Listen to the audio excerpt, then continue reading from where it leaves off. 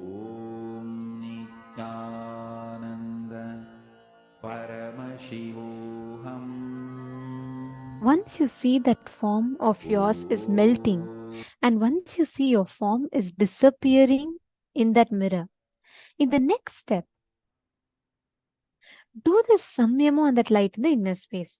Now, drop the mirror. You don't need to hold the mirror anymore. You can keep the mirror down.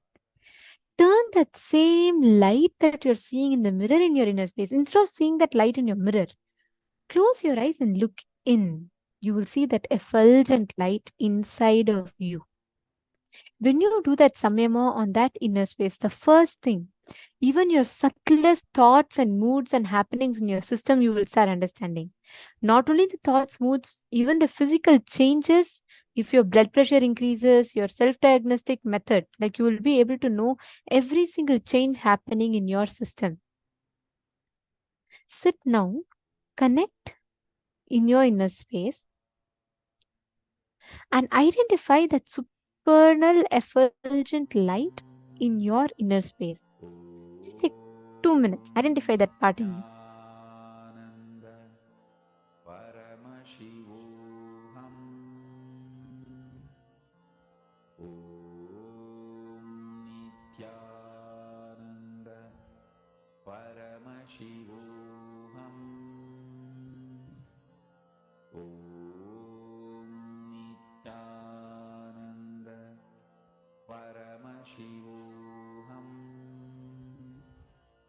Om Nithyananda Paramashivoham.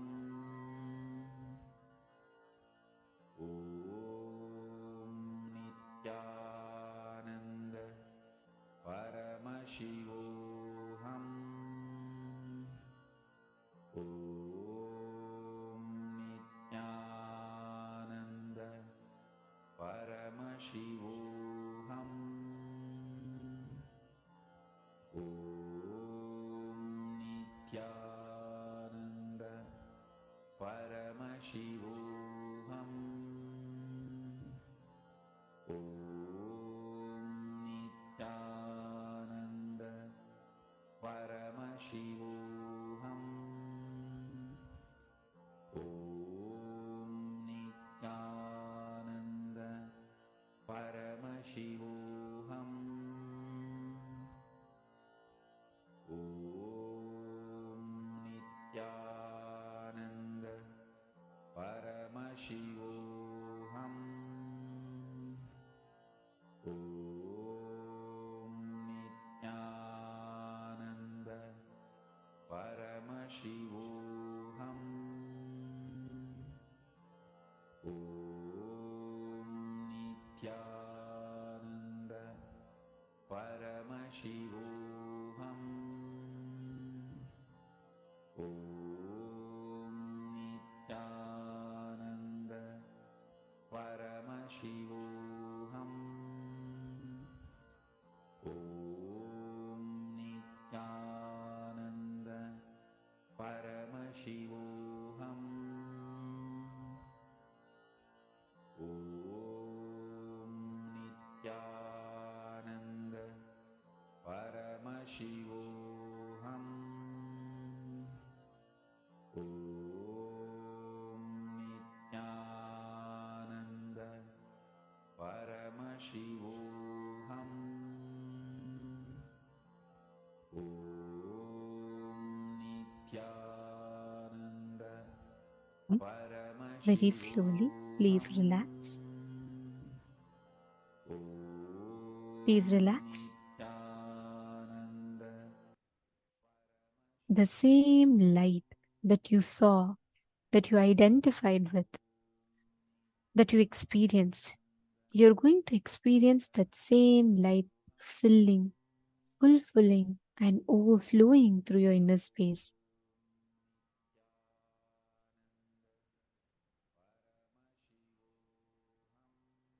Every one of you that are sitting here, you will experience this most powerful and the supremely intelligent light which fills you, fulfills you, and overflows through you.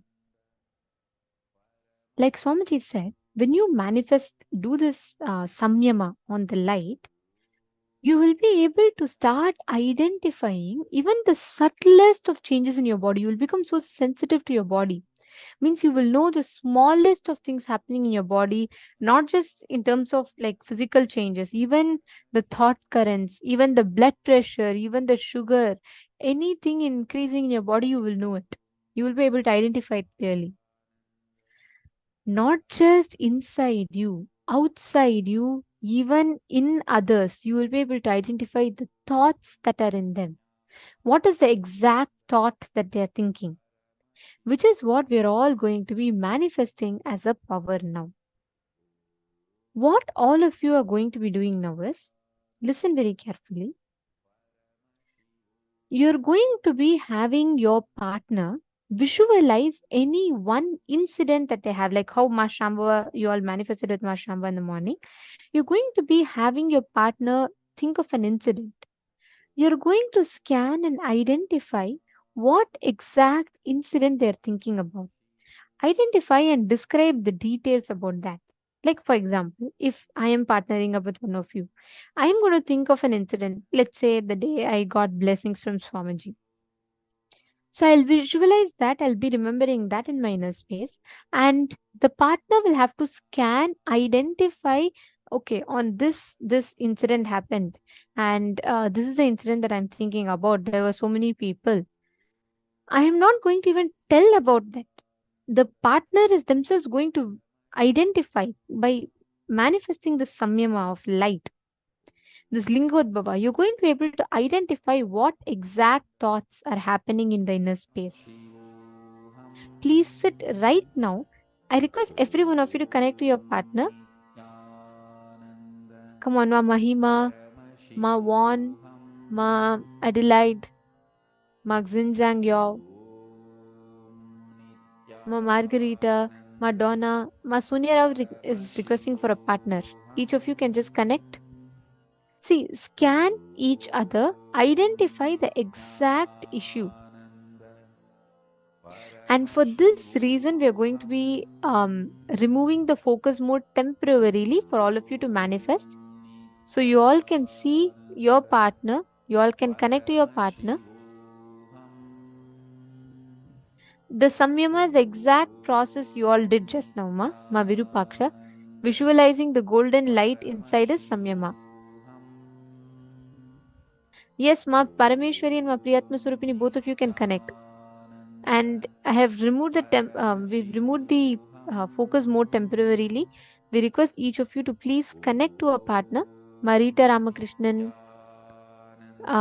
Ma Ilka, Ma Nada Yoga Priya, Ma Agama Priya. You all can connect to each other.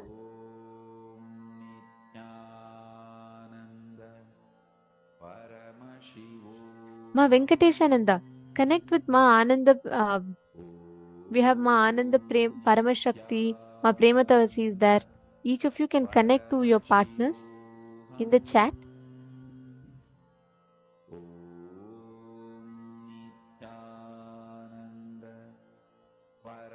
Just for this power, we'll be temporarily disabling the focus mode. You all can see your partners.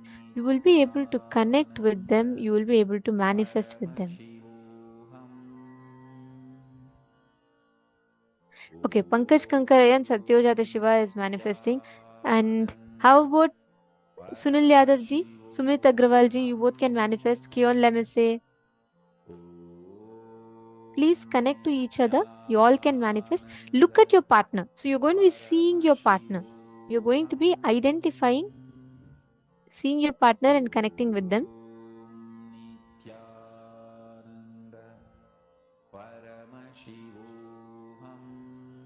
See, Everardo Alfaro Aya, you don't need to give the date or anything for this particular one. Just connect with the other person. Let them visualize any incident. Here in Denazaya, we have disabled the focus mode. You can just see the other person, and on the chat itself, you can connect. When I say connect, I mean just like you can manifest with the person in the chat itself. And I request everyone to come on camera when you're manifesting. Please be on camera so that the other person can see you scan. Please start.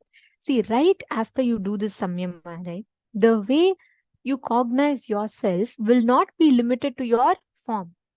You will actually cognize, when you visualize yourself, you will visualize that effulgent light.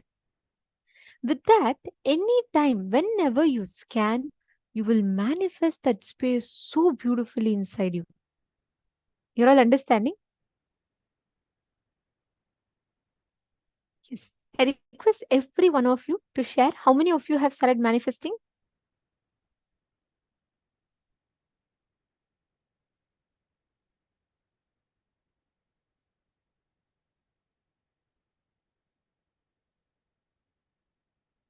I see Ma Priyatma Sarupini and Ma Parameshwari enjoying and manifesting intensely.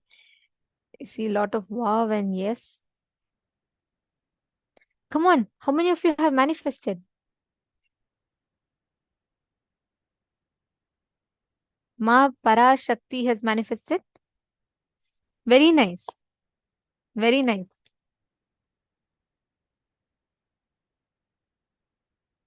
All the others in all the other rooms, please post.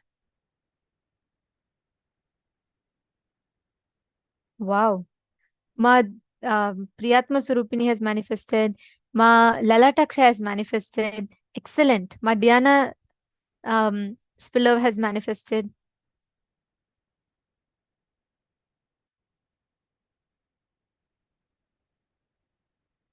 Ma Carrie Shum. Ning. See, understand, just if you all focus on bringing that Lingodbhava in you, that's the essence of this whole thing, right? If you just focus on manifesting that self-effulgent form of Paramashiva as that supreme Lingodbhava, you will simply see how the whole thing will manifest as a reality for you. Okay, next what we're going to be entering into is one of, I will say, all of our favorite topics that we're waiting for. We're going to be learning about Jyotisha. We're going to be learning about the Vedic astrology, and we're going to be understanding the nuances of the Vedic astrology, what each of these signifies, what they stand for, what they represent. We're going to be learning about all of this today. Shall we all get ready? Yes. This is a session that many of you had a lot of questions on, so please let's all intensely listen. Swamiji is now going to be revealing to us on the Vedic astrology, what we call as Jyotisha in Sanskrit.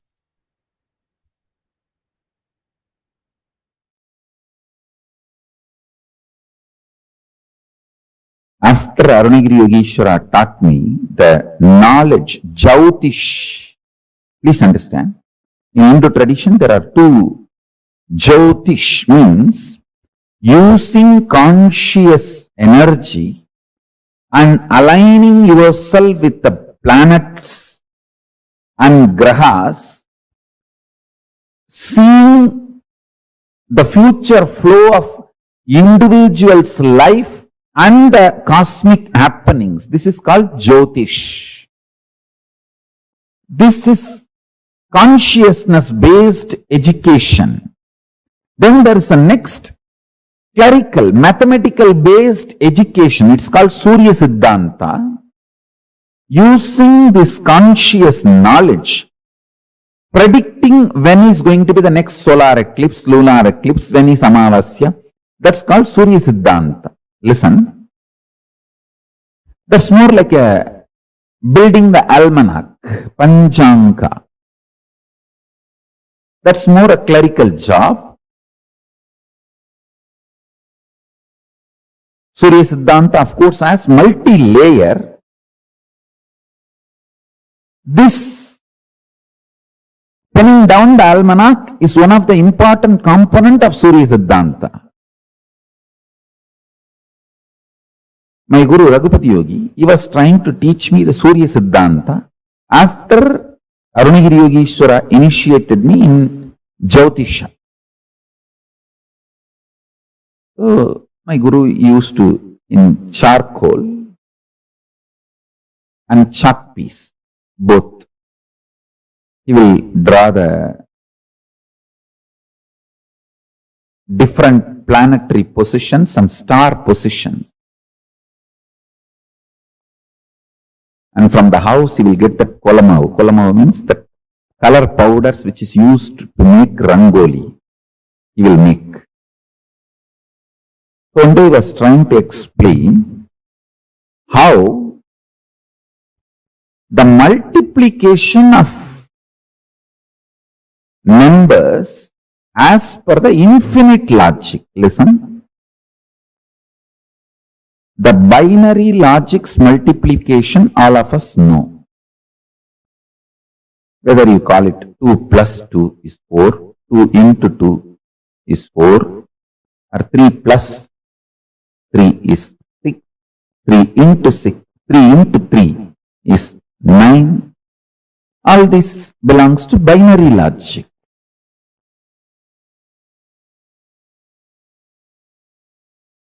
But the square to the power of 3, these all belong to infinite logic. All of you need to know very clearly. All this deep mathematics is the gift from Hindu tradition, and I will prove it to you all. Still, the Western mathematicians neither discovered nor imagined 90% of Hindu mathematics. By revealing all that 90%, I'll prove it is Hindu brain, source of mathematics, because numbers are living gods for Hindus. Please understand. I have seen my gurus. They will just draw the number and worship the number and manifest powers. Just like Varuna, Vayu, Indra, all of them are gods. Just numbers are gods. Please listen.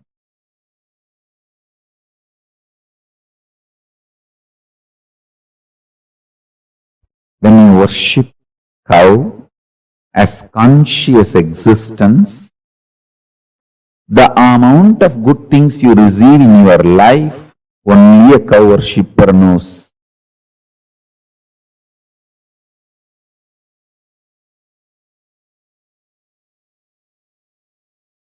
Same way, if you worship the Bhuma Devi as goddess, the amount of good things you get, only a worshipper knows.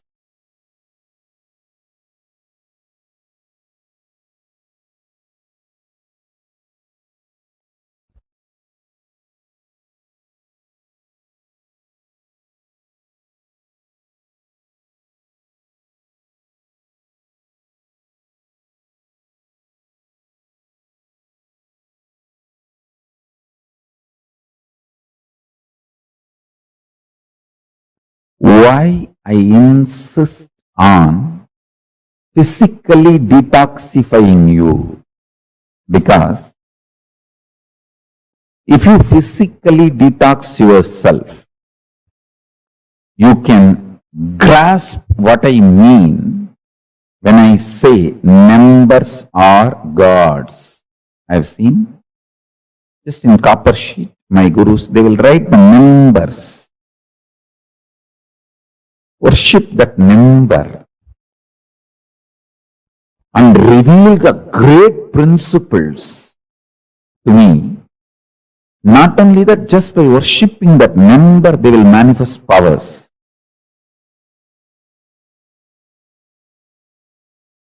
Hinduism, even for physical diagnosis, uses astrology.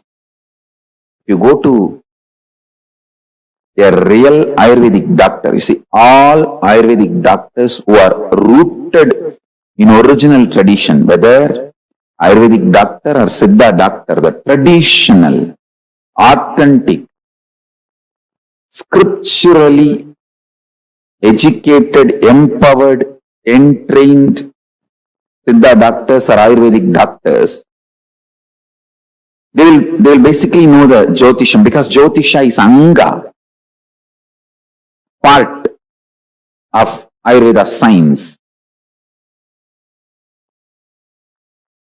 சித்த வைத்தியத்தில் சரம் பார்த்தலும் ஆயுர்வேதத்தில் ஜோதிஷம் பார்த்தலும் மருத்துவத்தின் அடிப்படையான சத்தியங்களுள் ஒன்று. In Siddha tradition, there is something called sarambartal. Means, when you go to the doctor, what was the breathing pattern of the doctor and breathing pattern of you? It's a science. And what was the pattern of the planets? I should say grahas, because the word planets is a mokka. Graha is the living word. For a living being, you cannot use the word it. For a living being, you only can use the word with the reverence of life added to it. Planets are living beings.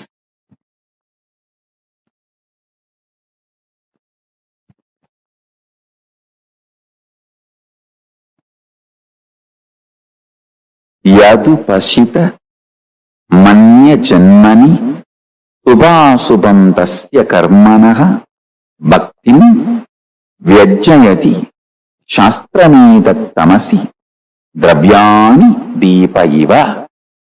Lagujatakam, sloka 3. This branch of science, the Hora Shastra, reveals the good and bad results earned as fruits of karmas done in past lives. Like a glowing lamp reveals the objects placed in darkness. Since this Shastra throws light, Jyotish, upon the karma in store for an individual to experience in his life, this Shastra is called Jyotish Shastra. All religious rituals of Hindus are guided by the lamp called Jyotish Shastra. All physical disease diagnosis is also guided by the Jyotish Shastra in Hindu tradition. If you go to a doctor, Ayurvedic doctor, Siddha doctor, you will first consult your horoscope and study your nadi and saram. Only then will start the treatment. Jyotish Shastra, also known as Vedic Astrology, is the oldest of all sciences. Its history is traced back to the Vedas, whose rishis, by the expansion of their consciousness, which is the real Jyotish that lights up everything, were able to download, understand, reveal the science of Jyotish Shastra. Surya Siddhanta.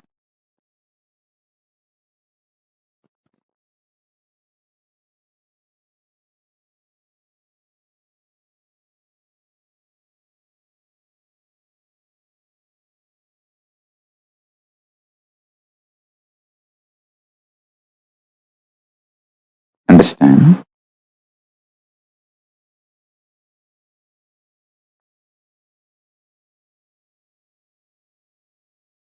If you start cognizing the element of consciousness in you, you will start respecting your swatantratva, ability to will and manifest, and you will start recognizing the same ability to will and manifest in planets, plants to planets. Then you will start developing reverence for life everywhere. Living with a tremendous love, reverence for life everywhere is only described by Isavasya Upanishad as Ishavashyamidaggun sarvam. If you think you are just a matter, you will look at the whole world just as a matter. If you realize you are consciousness, then you will understand the whole thing which exists as consciousness. Ishavashyamidaggun sarvam.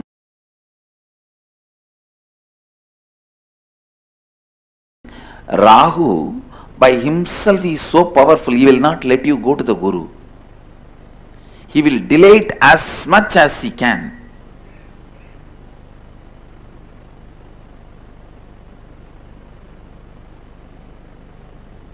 Only if the Surya helps or Chandra helps, you can go to Guru. Especially if there's a Rahu, bad Rahu, only with the Surya or Chandra's help you can go to Guru. Otherwise, Rahu is so powerful, he will do all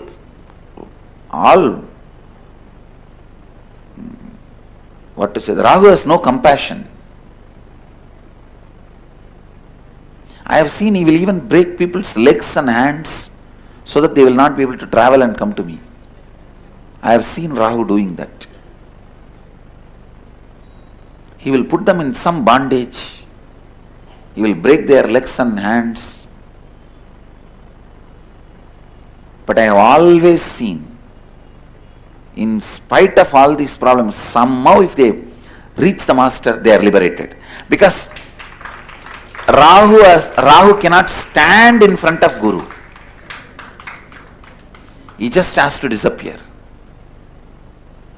Understand, most of your Rahu is identity crisis. Related to your identity you want to play with. Actually, your own blind spots related to your identity. That's the right word I will use. Even the identity crisis has some meaning which you can give on your own. There are some unsaid concepts in the word identity crisis. So it is not the definite definitions of Nithyananda standard. So I will use the word blind spots in your identity. Blind spots in your identity is Rahu. Exposing yourself to your identity completely and completing is Ketu. That is why Ketu always leads to enlightenment.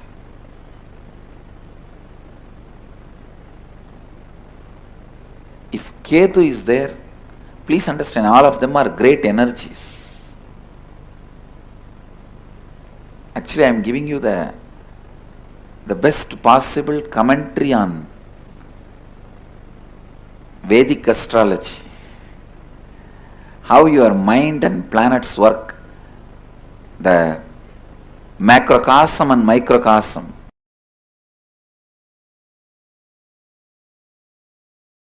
From the level of Shushruta, the visionaries, great visionaries, and in India we had a great tradition called medical astrology or astrology medicine, where Varahamigira, the great masters, they will study even the nakshatra and grahas and time, and then based on that they will give medicines. Even all that was used for diagnosis. So somewhere all these understandings internalized medical system, which will be the greatest gift to the world from India. Let's hope and work on it.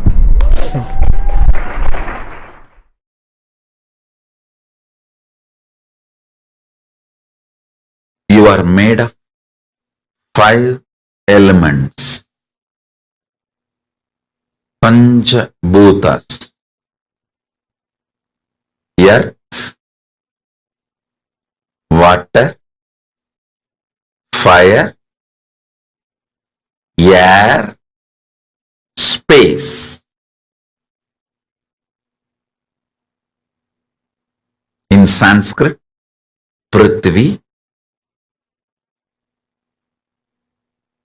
Appu, Agni,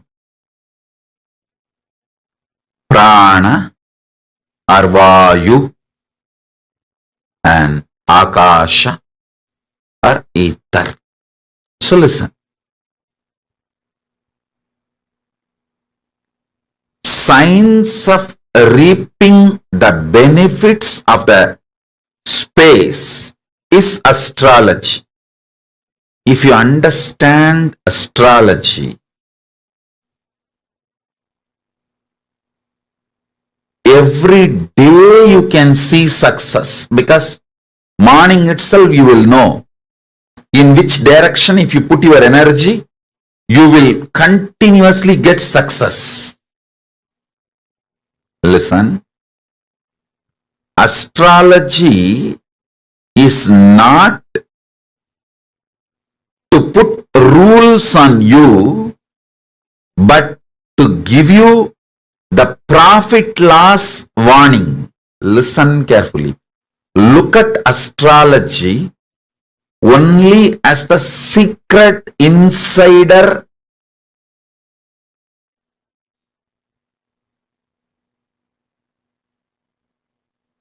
tips. I'll tell you one thing. Understand this one example. In Wall Street Journal, what is going to happen tomorrow? Which stock is going to go up? Which is going to collapse? If you get the tip tonight itself, like an insider trading, what will happen? You will become billionaire in 24 hours. Same way, astrology is insider secrets of cosmos. Do not look at astrology as restrictive. The 5 elements. Knowing about the astrology empowers you in your space. Akasa Tattva. Next, listen very carefully. Knowing about the Vastu empowers you in your Vayu Tattva, Prana, the air energy. Vastu is all about the air energy inside the house you live, inside the place you live. I'll give you the deepest secrets about the Vastu.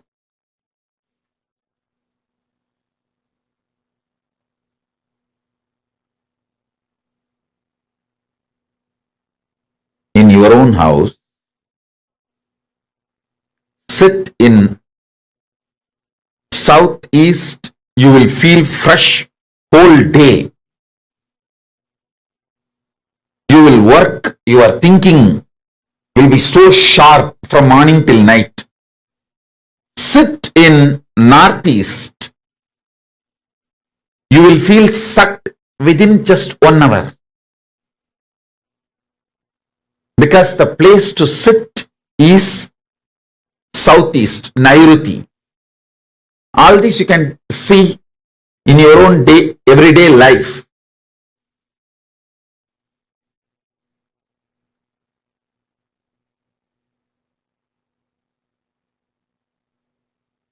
I'll give you more detailed secrets about the Vastu. Understand the fundamental. Vastu is all about the air, Vayu Tattva. Agni.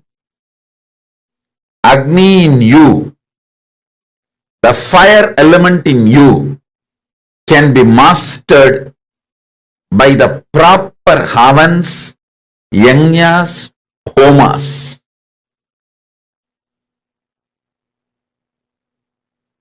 Water element in you can be mastered through yoga, bending the body, making your body fluid, flowing. Finally, the Prithvi Tattva, the earth element in you, can be mastered by wearing the right gems. The right gems can make your whole body master the Prithvi, earth element. Listen to this very carefully.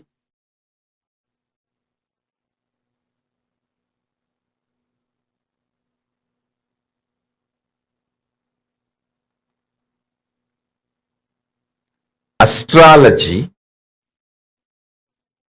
will empower you from Akasha. I'll give you some of the basic understanding. The sun. Let me bow down to Navagrahas. Receive their grace by praying to them, offering ourselves to them, requesting them to reveal themselves to us.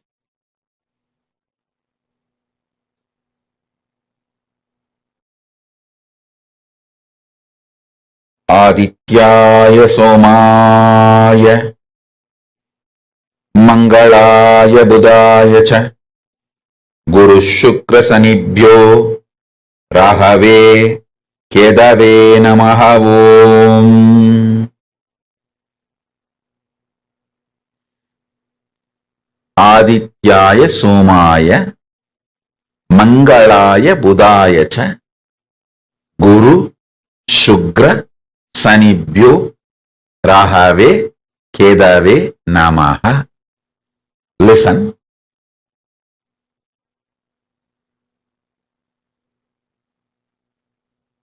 The truths I am revealing to you now is not only just words, it is an experience. It will enter into your system.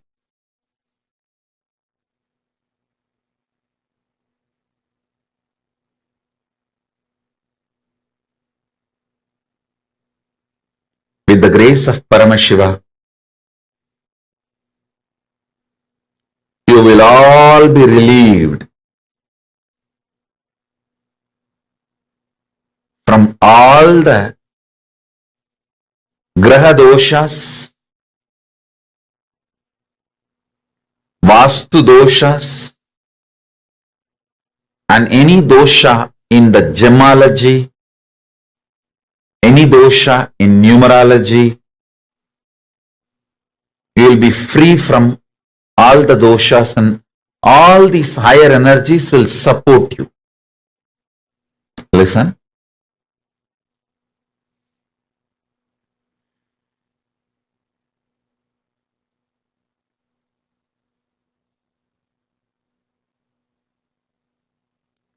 Sun, Aditya, sun energy is an enlightening energy.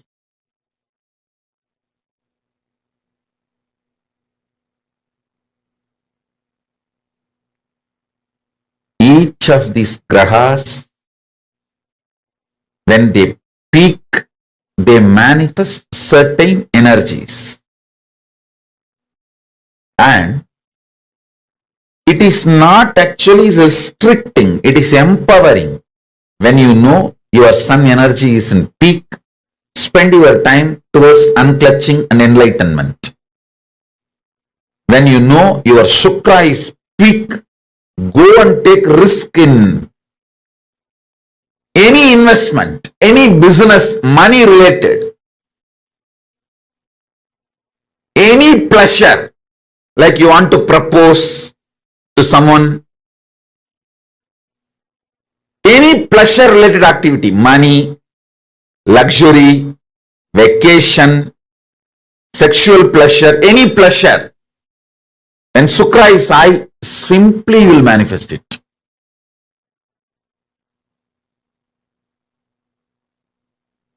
When Guru is high, all the right things you want to do, like you want to build a temple or you want to build a ashram, you want to build Kailasa, or you want to build do some good activity. When Guru is high, it will be successful.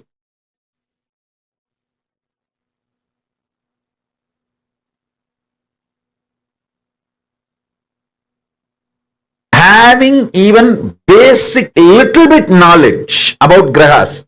I am not asking you to become an astrologer, but basic little knowledge, introduction, will empower you so much in your life.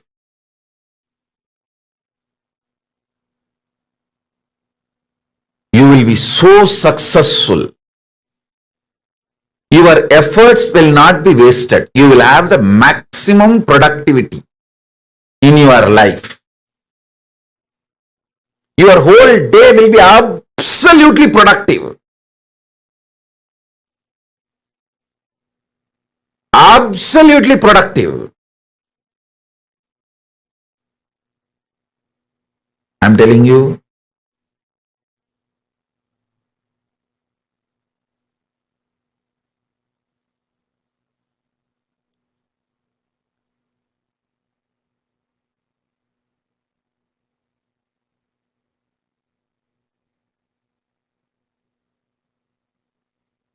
Whenever your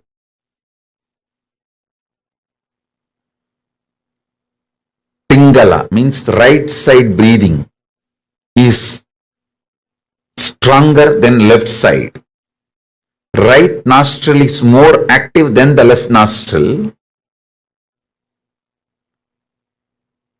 sit and do planning, visualization, unclutching, all the creative things, expansion plans, you will be successful, because your brain will be able to cognize without blind spots. Listen, your ability to cognize something without blind spot is success. Why failure? Because your brain forgets to cognize the blind spots. I have seen so many people so deluded. When I give them some advice, hey, do this, don't do that, they think, it's okay, when it comes I will face it. Actually when it comes you won't be able to face it. But they don't listen. They don't listen. What to do? 10 years of their hard work, they will destroy it in 1 year. Or one decision, not even 1 year. One decision, the whole thing goes down the drain.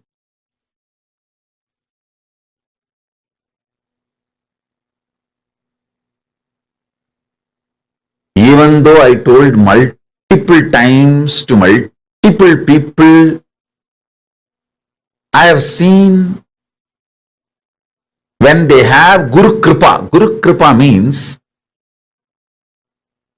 trusting that Guru will tell only what is best for me. He does not have any interest other than my interest. That is what is Guru Kripa. If you know, I will tell precisely what is good for you. That is Guru Kripa. Because if you know that, then simply you will do. See, whenever you know you have Rahu, don't focus anything other than taking revenge on your enemies. Rahu is such powerful guy. When Rahu is holding your brain, whoever you think about in your brain, you will finish them off. Understand? See, always people were thinking Rahu Dasa is bad. Rahu is bad. No! Rahu will destroy all your enemies. See, when Rahu is possessing your brain, Rahu is high on you, just remember your boss, manager, whoever you want to take revenge. Nothing else is required. He will finish them. and so much things will be cleared for you to proceed further. You don't need to take revenge on people. Just wait for Rahu to possess your brain. That time just think about them. See, when Guru is high, don't try to attack your enemies. You will fail. When Rahu is high, you don't even need to attack your enemies. Just remember these are the fellows, your enemies in your brain. When you see Rahu does not have any sense of direction. He is extreme violence. He doesn't have a reason, logic. Anybody you keep in front of him, he will kill them. He will destroy them. So whenever Rahu is high, don't sit and do business plan. No. Just pray to Rahu. Rahu, I know you are high on me. Now please, I am showing the photographs of all these people. My manager who did not give me the promotion. My colleague out of jealousy poached my team. And this fellow out of jealousy, he destroyed my relationship. And this girl out of jealousy, she took away my wife, my husband. And all those people, you keep them in the stock. When Rahu is high on your energy, which is supposed to be the bad time, all astrologers will tell you, oh, when Rahu is high, just keep quiet, don't do anything. I tell you the secret. When Rahu is high, meditate on all those fellows whom you need to destroy. Think about all the fellows who you need to destroy in your life. See, he will do the job for you. He will simply do the job for you. Use all the cosmic energies.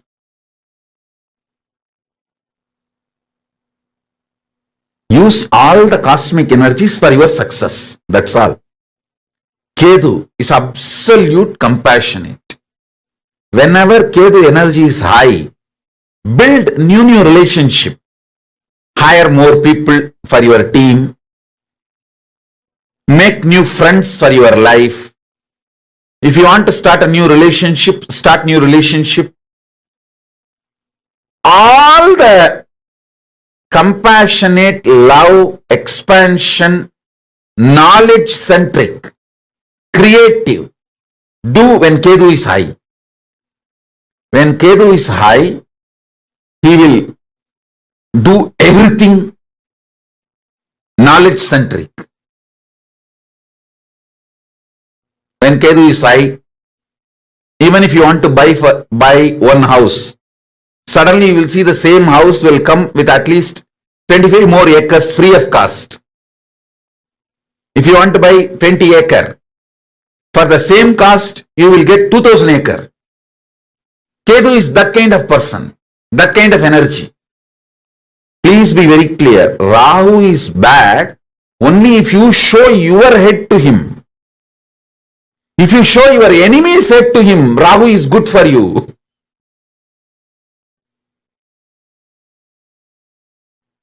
So learn how to use Rahu.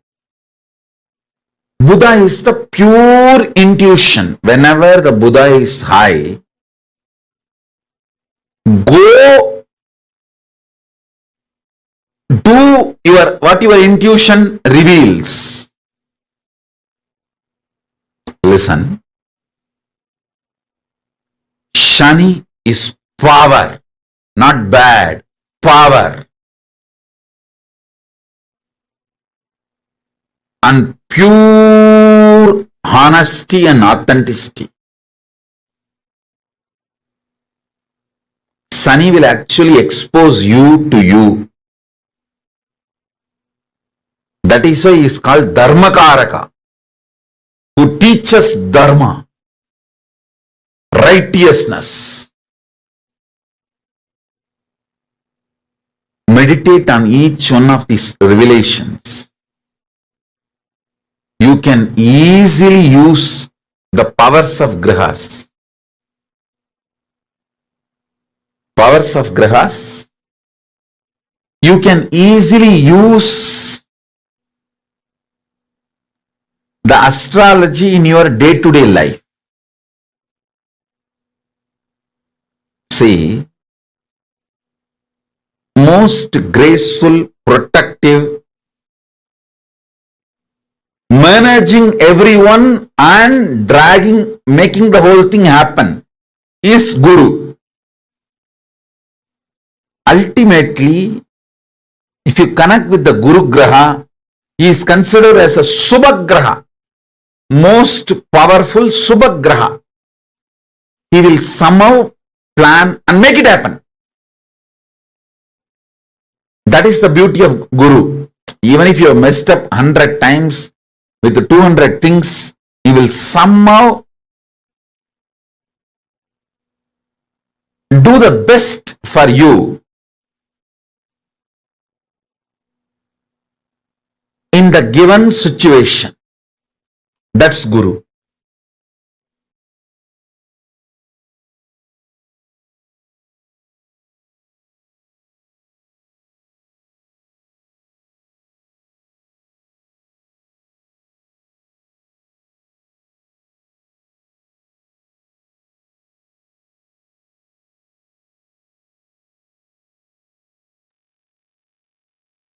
Can I request all of you to post what each of you understood about one graha? Swamiji so beautifully has described to us what each of them stand for, what each of them signify, and what they represent. Come on, I request all of you to now take a few minutes and post.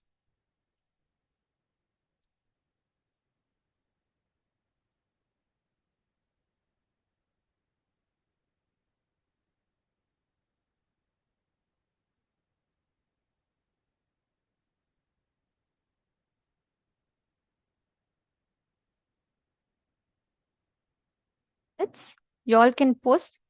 This is one of the most profound revelations ever. The way Swamiji describes the grahas, we always think the moment we talk about planets or planetary positions, right? The first thing that comes to all of our head is like, oh God, this is, if the position is not proper, it'll have a negative impact. We think so much in our head about it. We have so many, I would say, misconstrued understandings.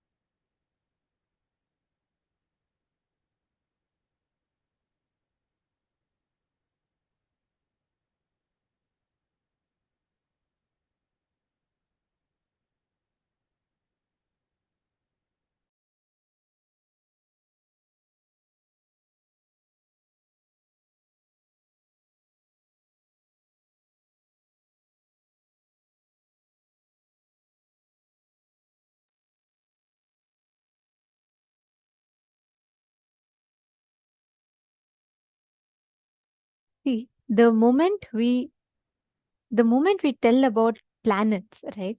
Most of the times we have a very wrong understanding, wrong idea of the whole thing. What do we think? We say, oh, these planets will have an impact on us. There are a lot of malefic effects that they carry.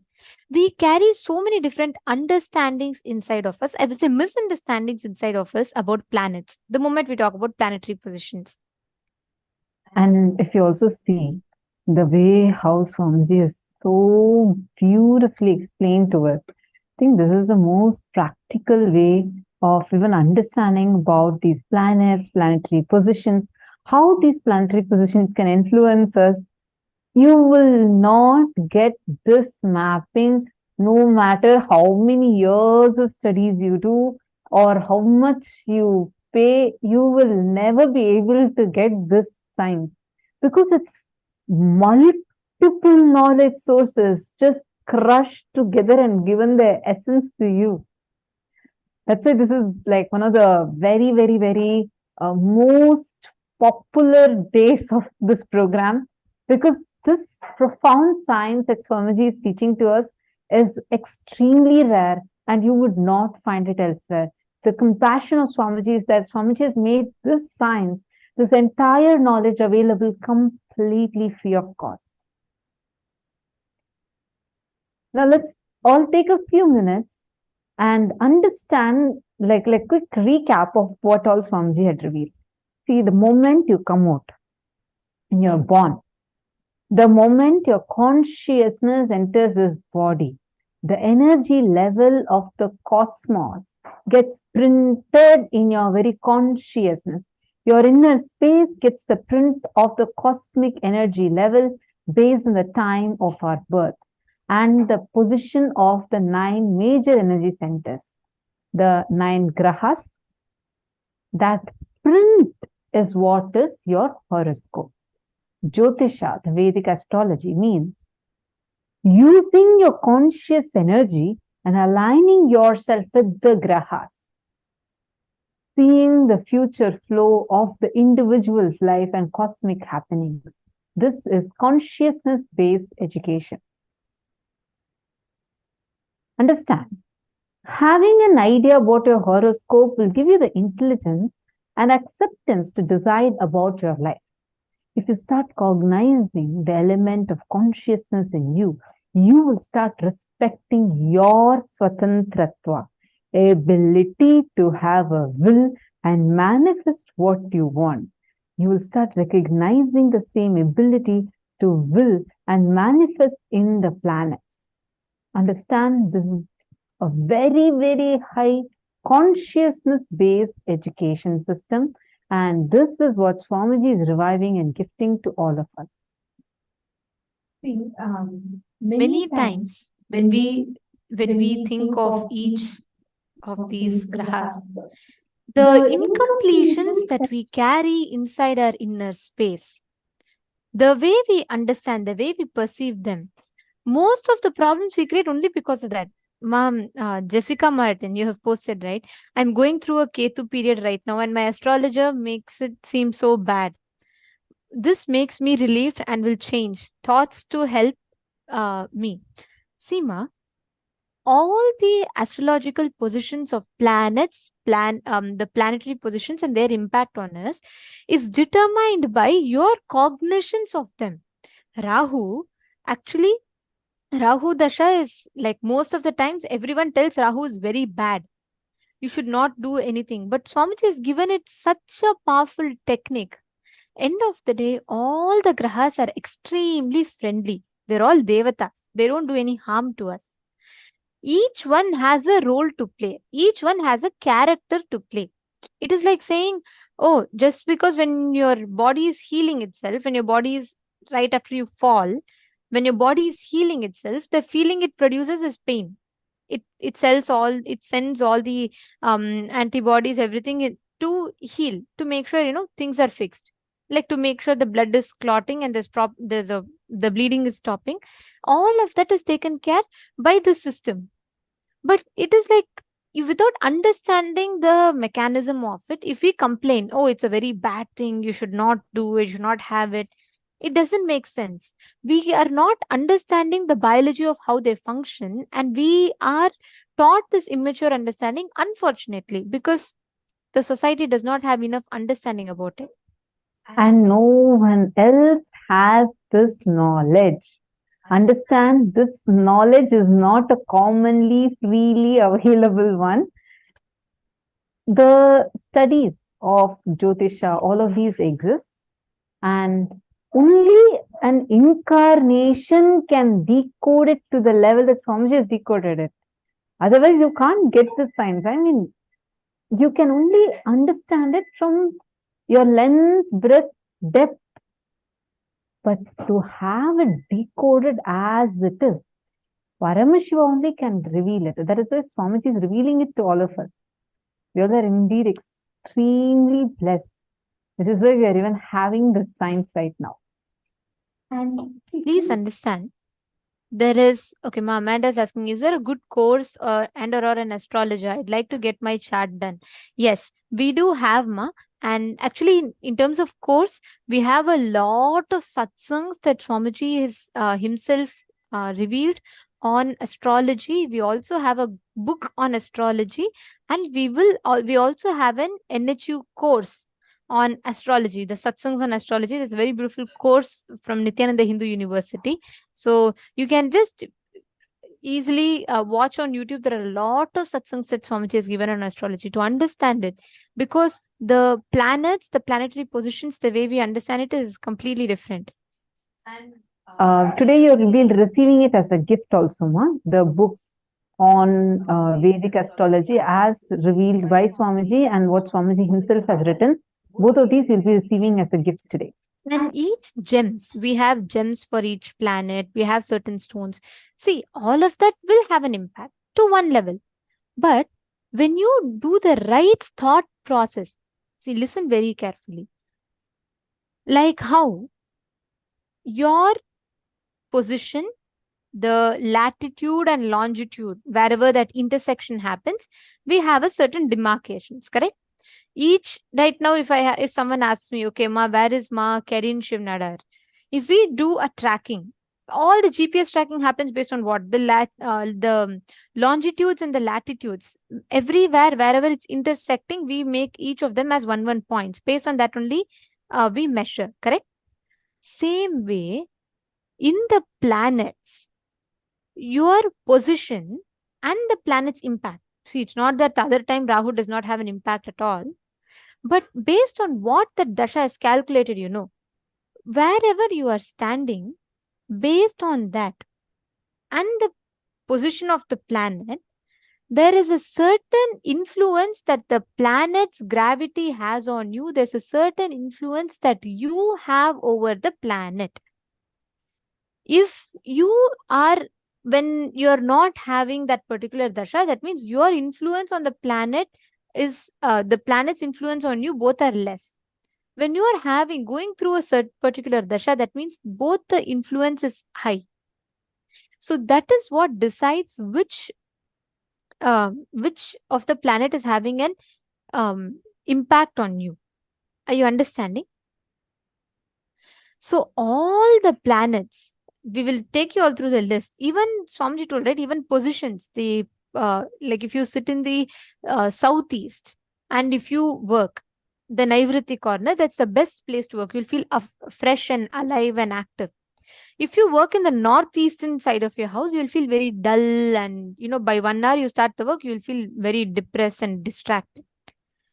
Understand, each of these are not made up stories. They're all a very clear science. And how the science works is based on your energy level. What is the energy level that you entertain in you? Because the cognitions you have inside you matters. They all have a certain impact. Like, just repeating the points that Swamiji said for each of these grahas. Whenever you have the Aditya, the sun, when the sun energy is at its peak, you should spend time towards unclutching.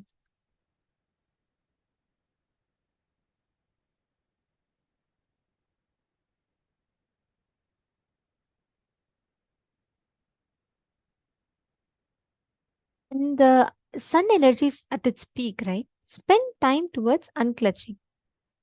Second, when it is Shukra, any pleasure-related activity, money, luxury, vacation, when Shukra is high, simply he will manifest it for you. That's why Swamiji tells whenever Shukra is high, you should make investments.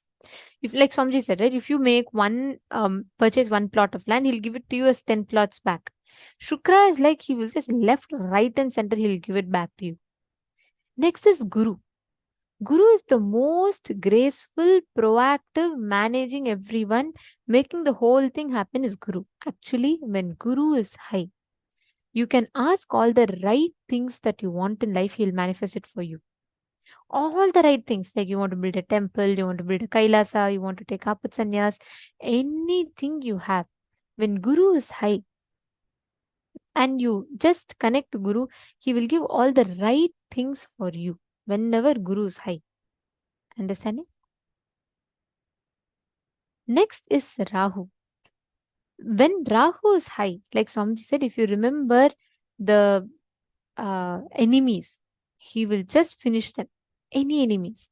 And if you, that's why during Rahu, always during Rahu Kala, they worship Durga, Kala Bhairava, all these gods, ferocious gods. And during Rahu Kalam, if you do completion, you will have the best effect of it. Next is the Ketu energy. Ketu is absolute compassion. Whenever Ketu energy is high, if you build new relationships, when you have to expand any relationship dimension, like for example, if you have to hire more people in your life and in your office, if you have to make new friends, or even another example is if you want to create any alliances, you want to, marriage or any relationship that you want to confirm, when Ketu is high, if you do it, it's very good. When Ketu is high, even if you want to buy one house, suddenly you will see the same house will come at least with 25 more acres free of cost. Each of these energy is extremely high, and the decision you take when these energies are high, they will have an impact. You all can note down, actually, you all can note down each planet's planetary position.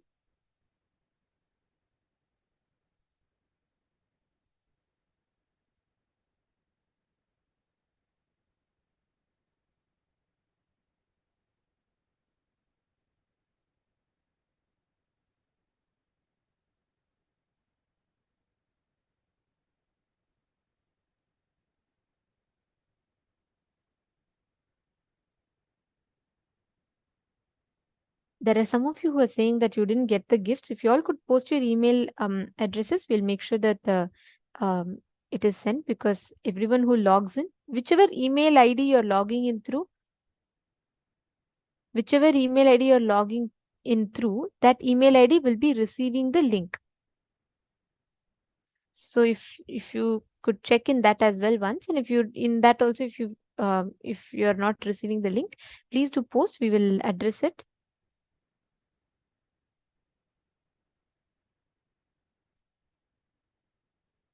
And end of the day, we will be giving the link also for all of you, the homework.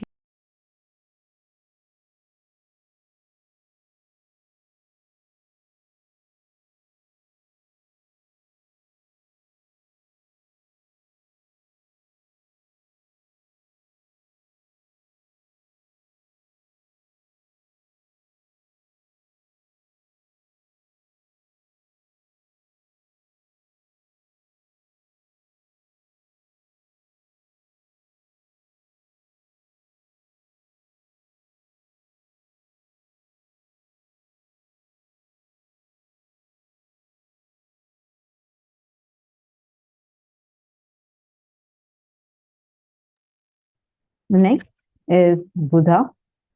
It is the pure intuition. Whenever Buddha is high, just go do what your intuition reveals. Meaning, when your Buddha Graha is high, you will see that whatever your intuition reveals, let's say you feel strongly that your intuition says, come on, let's invest in this business now. Check if the Buddha is high. If yes, go ahead and do what your intuition reveals. Next is Shani. Shani is the power of pure honesty, authenticity. He'll actually expose you to you.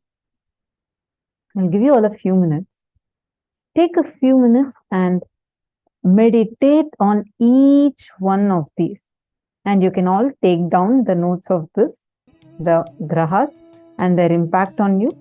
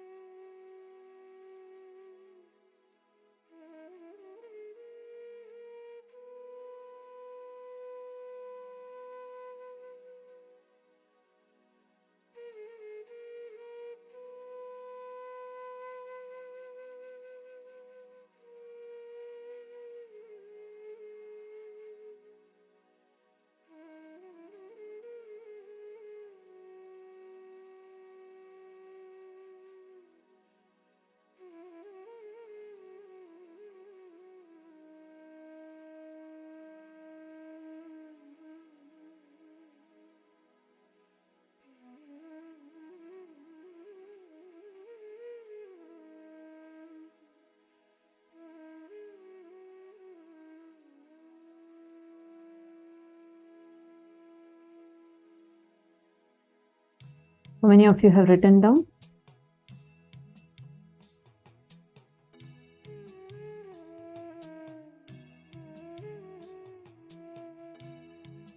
Ma Tanja Devarni. How will we know when our grahas are high? You should go based on the Vedic astrological chart of yours, the horoscope.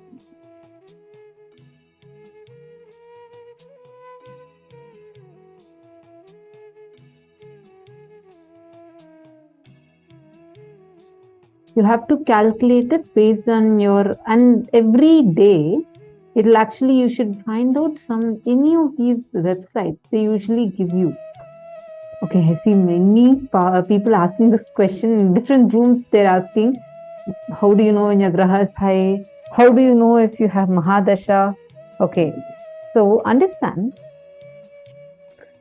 first and foremost thing is, you can get to know this by seeing your astrological chart, the horoscope, as well as based on your horoscope, based on your birth timing, this is calculated. You would be very easily able to find out the various websites that offer this as a service, where you can just put your birth date and timing, and they would give you the exact position of your planets. And just based on that, you will be able to know when you are having what dasha. Means all these details, these exact terminologies should also be used there. And there are certain periods, like for example, there are some panchang sites. Tanchang. If you just Google that, Tanchang. Now, whenever you find out about that Panchang, like any Panchang related site, you will be able to also see the timing. For example, every Trayodashi Tithi, whenever the Tithi is in Trayodashi, the 13th day, before the Amavasya, you would usually have Pradosham happen. And the timing would be given like from 4 o'clock, this Pradosham would start. Same way, on some Sundays, especially Sundays, you would see, I think it's 4 to 6 or something, where there is Rahu Kalam. Like this is the time when the Rahu energy is at its peak. This is the generic one, which will be common for everyone. You're understanding? So like this, by studying your horoscope, you would get to know this. Swamiji has actually given or even this techniques elaborately. But today what Swamiji is revealed is something. Okay, see, Adelaide, you're posting your name here with your date of birth. You should be, there are sites that can actually help you generate your own kundli, so horoscope, where you can put your details and it will give you the exact timing, the nakshatra, everything, based on which you can calculate it. All right? Any other questions anyone has? Can we take the grahas? Oh, can we take a photo of these grahas? Sorry, I'm not really understanding your question. You wanted to ask if you can screenshot the table we showed, ma? So is that what you're asking? We'll do one thing. We'll project it for a few more minutes. Then you can take it down. We'll give you all a few minutes time. All of you can take this down.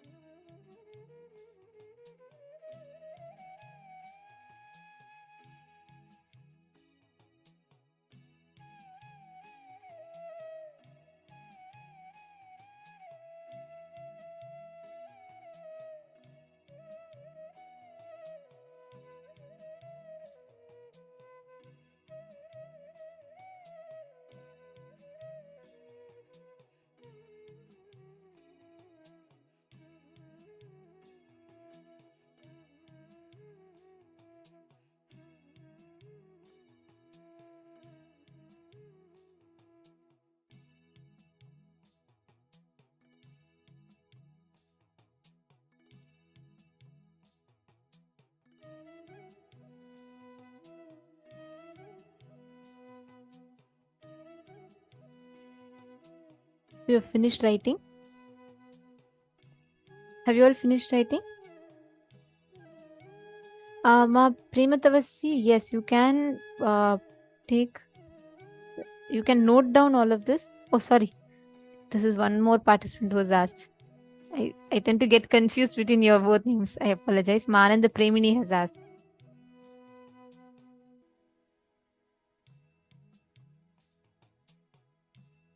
You can just note down, ma, and each of you can keep it ready, and write it down in a piece of paper.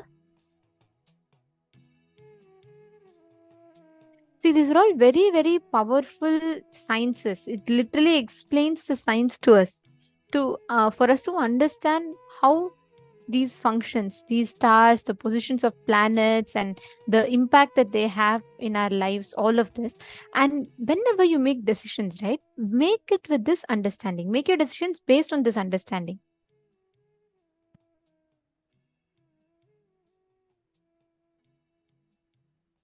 Yes.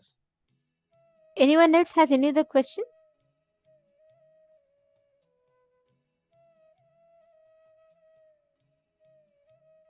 Matanja Devarne and everyone, actually, if you all sit and listen to Swamiji's revelation, the way you will understand, the way you will see it, the way you'll cognize your life will be completely different.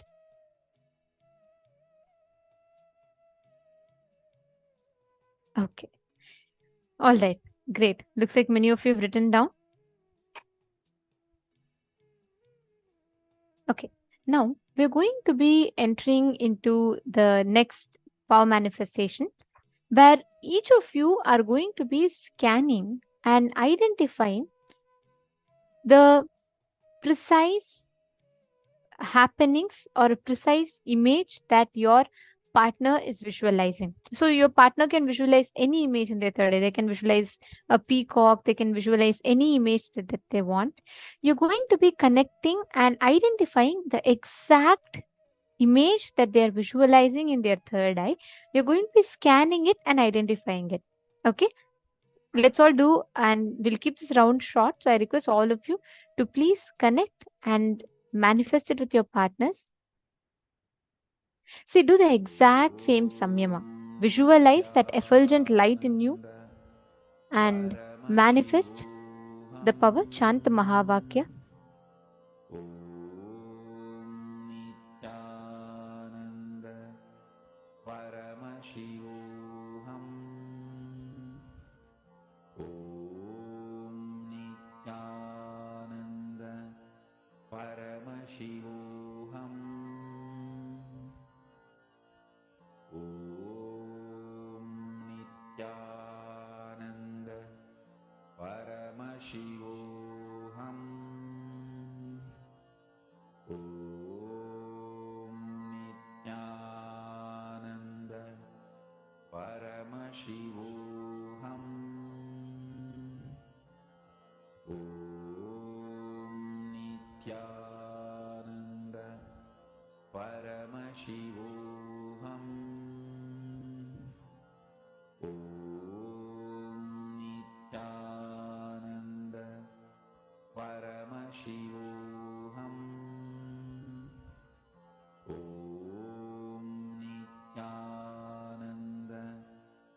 Paramashivoham. Om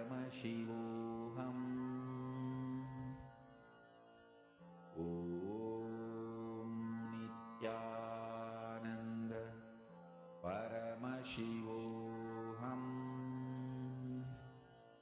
Om Nithyananda Paramashivoham. Om Nithyananda Paramashivoham. Om Nithyananda Paramashivoham. Om Nithyananda Paramashivoham.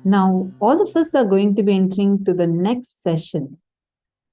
Listen intensely because this session, Swamiji is going to be revealing to us the secrets about universe. Let's listen to the revelation now from Swamiji.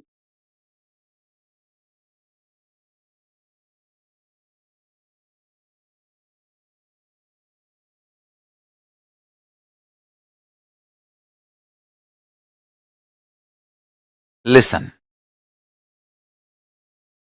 Paramashiva introduces himself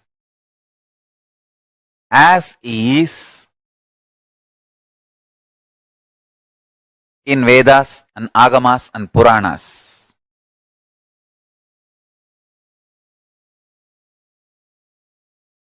Paramashiva introduces himself how he is manifesting to teach Agama as Sadashiva. As Sadashiva, he manifests with 5 heads, 10 hands, teaches Agama. Through these 5 heads, he does these 5 actions. Manifestation. It's called Srishti. Manifestation. Then Sthiti. Sustenance. Then Samhara. Rejuvenation. Then Prabhava. Pulling out of delusion. Then Anugraha. Liberation. Listen. Listen carefully. Sthiti. Sthiti means maintenance. The first action is Srishti. Second is Sthiti. Third, Sthiti means maintenance. First, Srishti, manifestation. Sthiti, maintenance or sustenance. Samhara, rejuvenation or dissolving or destruction, whatever word you want to use. Samhara, literally the word Samhara means transformation, rejuvenation. It one becoming another. So listen carefully. Srishti, manifestation. Sthiti, maintenance. Samhara,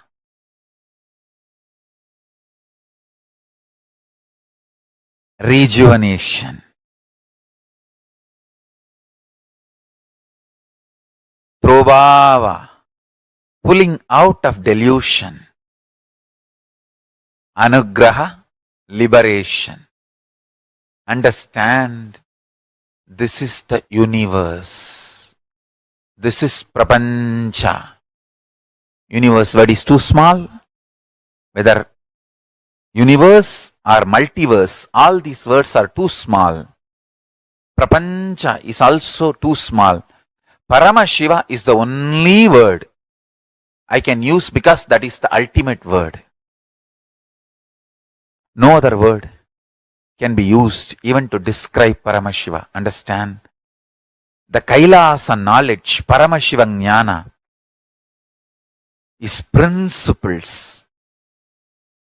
When that comes to Sanskrit, it becomes concepts. When that comes to English, it becomes long sentences. That is what I am explaining, I am expressing. Please understand, meditate on this.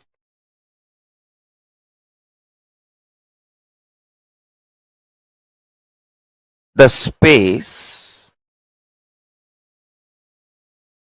extreme heat and extreme cold together.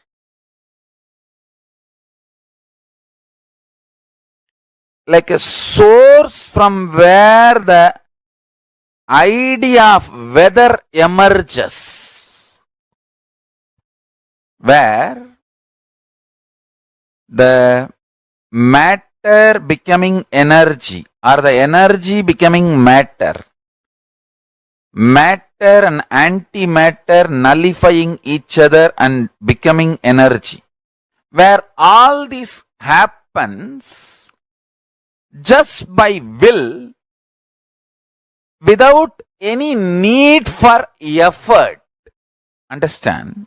That dimension is Nityatva. Understand one thing. You need to understand why we should know about Nityatva. Understand?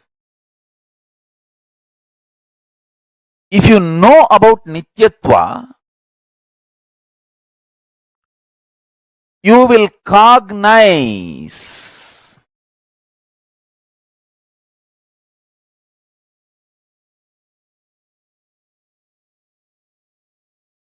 the basis foundation of your existence is Nityatva.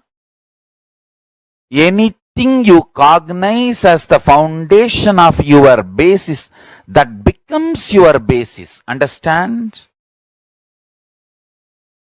Because you strongly believed length, breadth, depth is your foundation.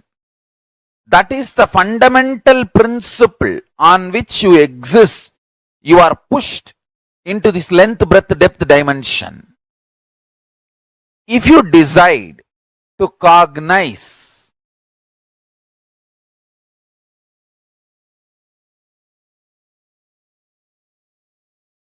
listen, if you decide to cognize Nityatva dimension,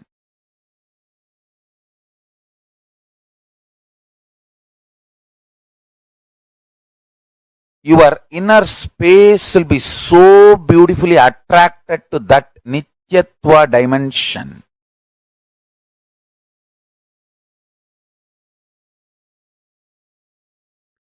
It is such beautiful, ecstatic, glorious existence.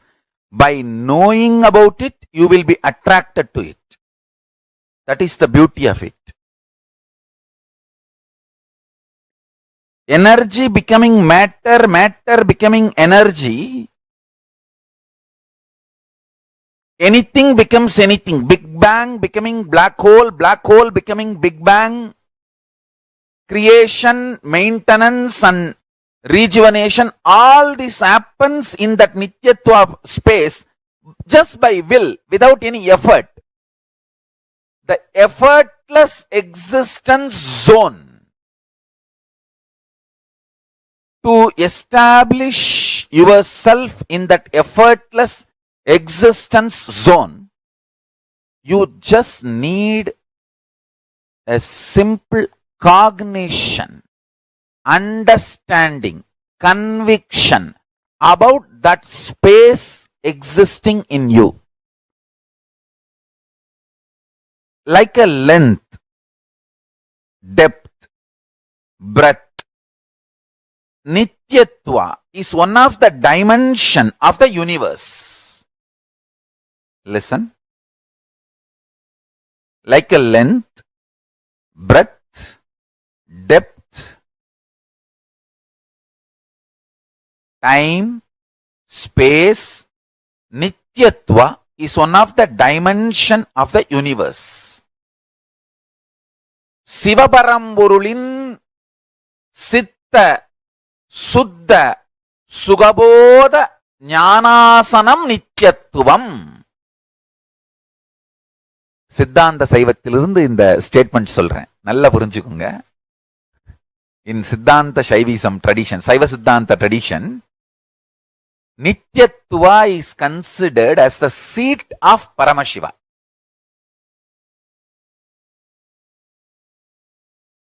Understand? Like a length, breadth, depth, time and space is the dimensions of the universe. Nityatva is one of the dimension of the universe. Actually, when you cross the level of length, breadth, depth, time and space, it is no more a universe, it is multiverse. multiple verses exist. That is why Hinduism has multiple gods. It's not that only one God exists. Actually, multiple gods exist. Because the Hindus have gone into the depths of the cosmology. They know the multiverse and they know the multiple gods existing.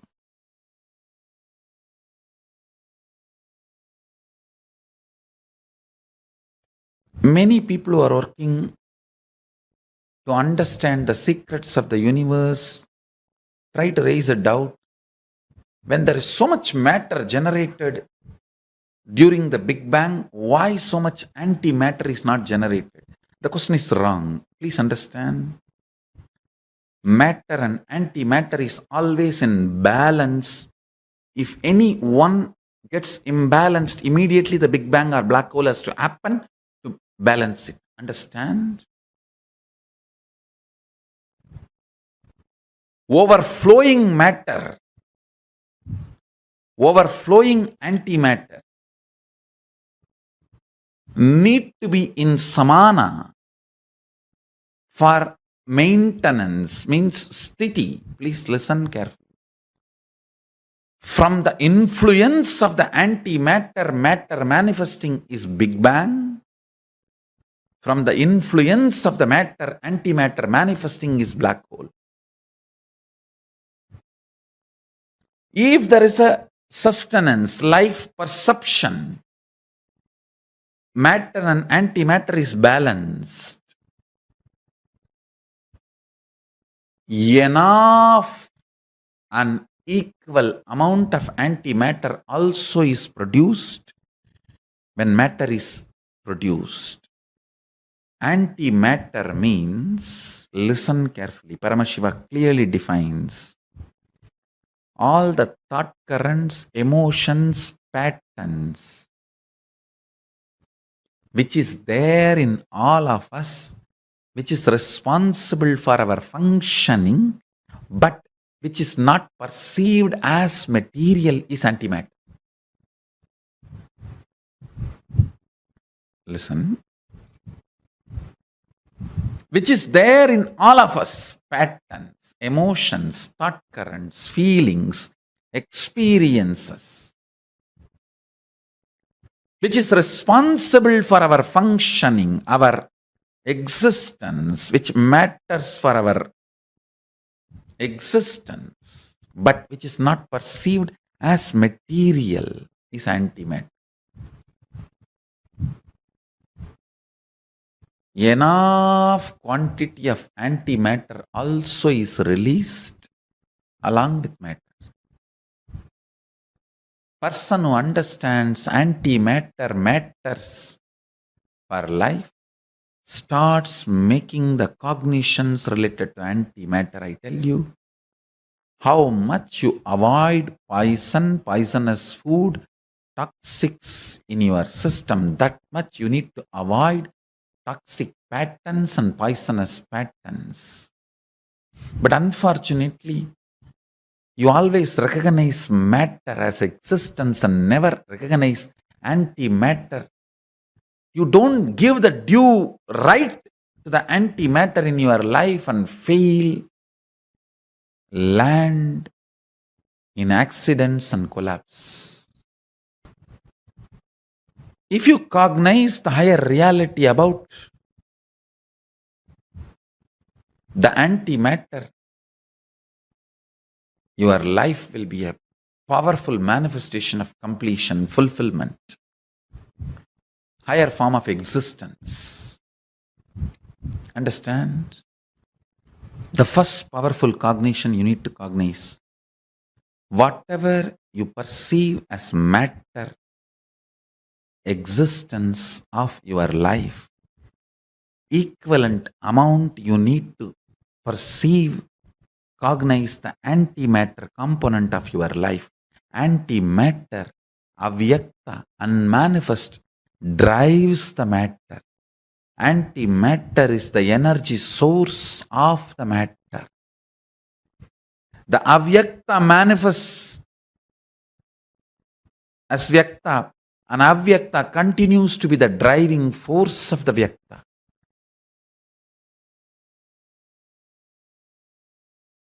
The mandala, space,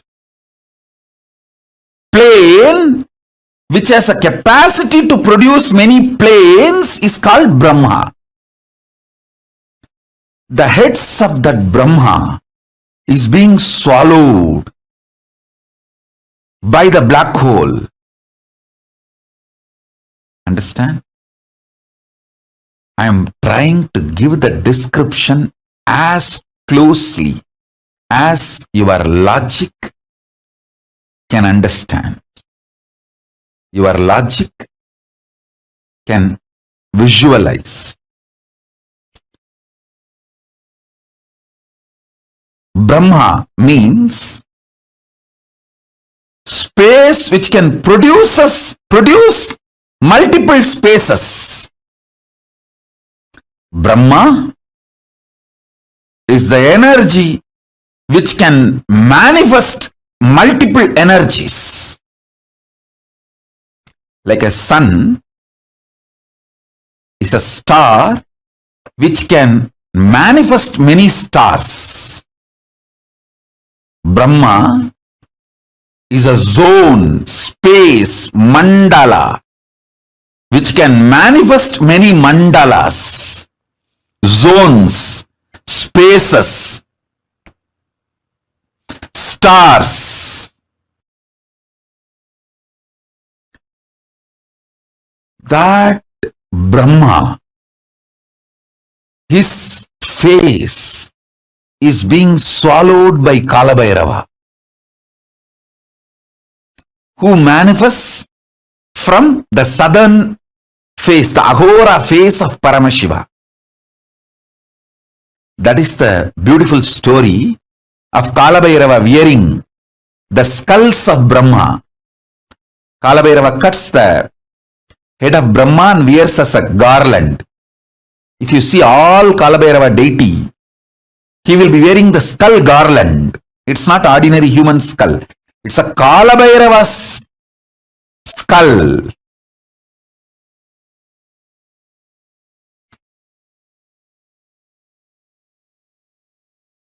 Sorry, Brahma's skulls. Kalabhairava's skull mala is made of Brahma's heads. It's not ordinary human skull mala. He is wearing Brahma Siras, Brahma Siromaladari.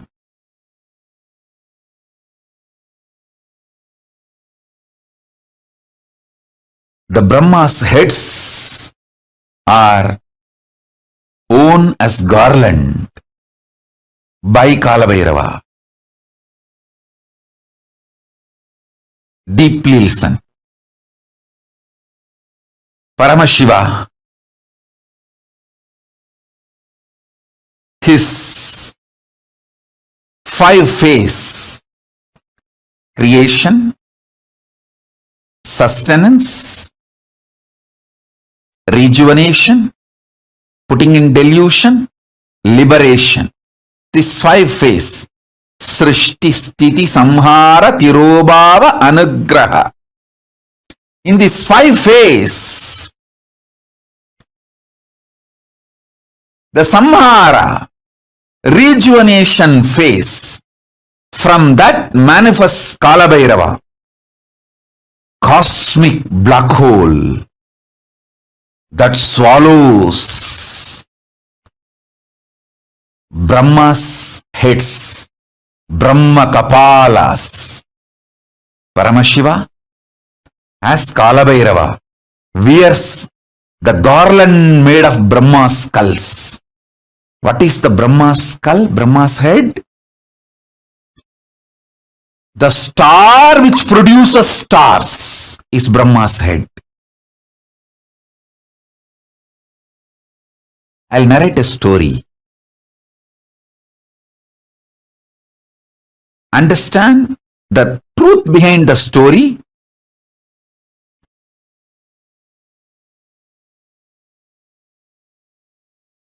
So you can understand the principle I am going to explain. The principle I am going to explain is science of rejuvenation through collective integrity. You can understand that principle if you understand this story.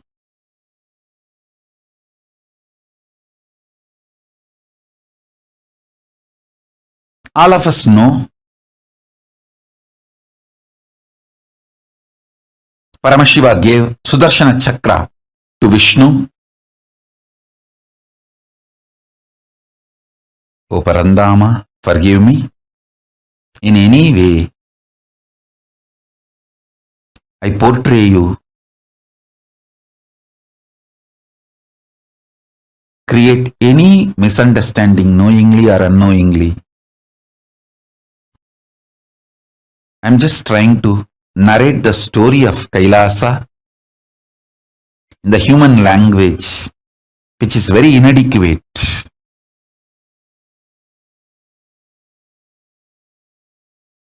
Air is language, not the spirit or intention.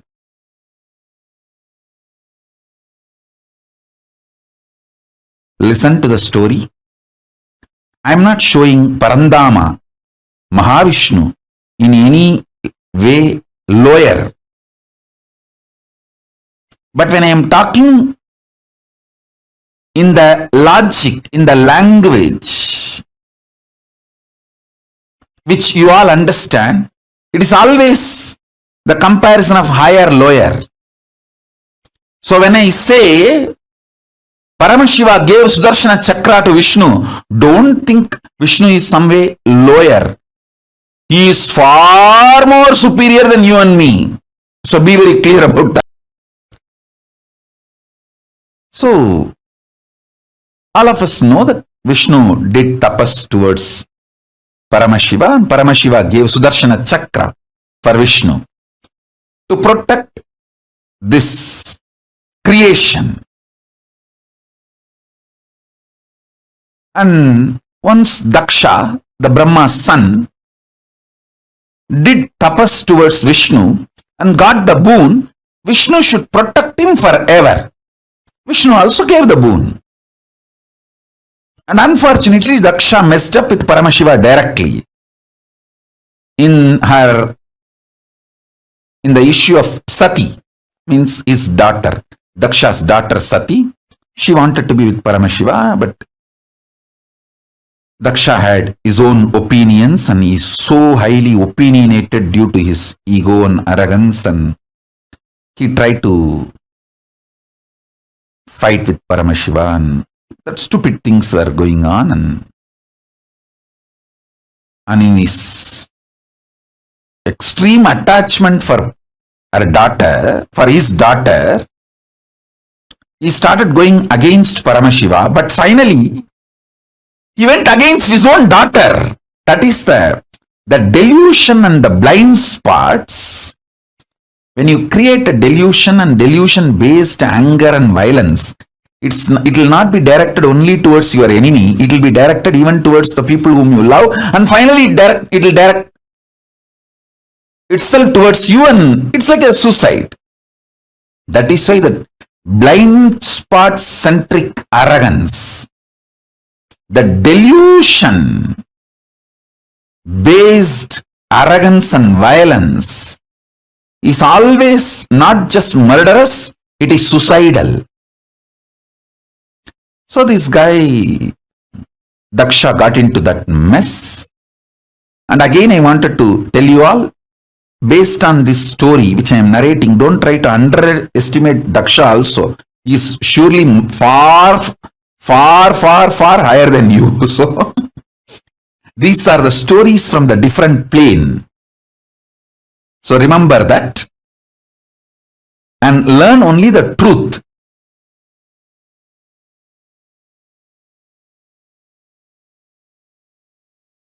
Learn the truth that you should not get into the deluded arrogance and deluded violence and deluded vengeance.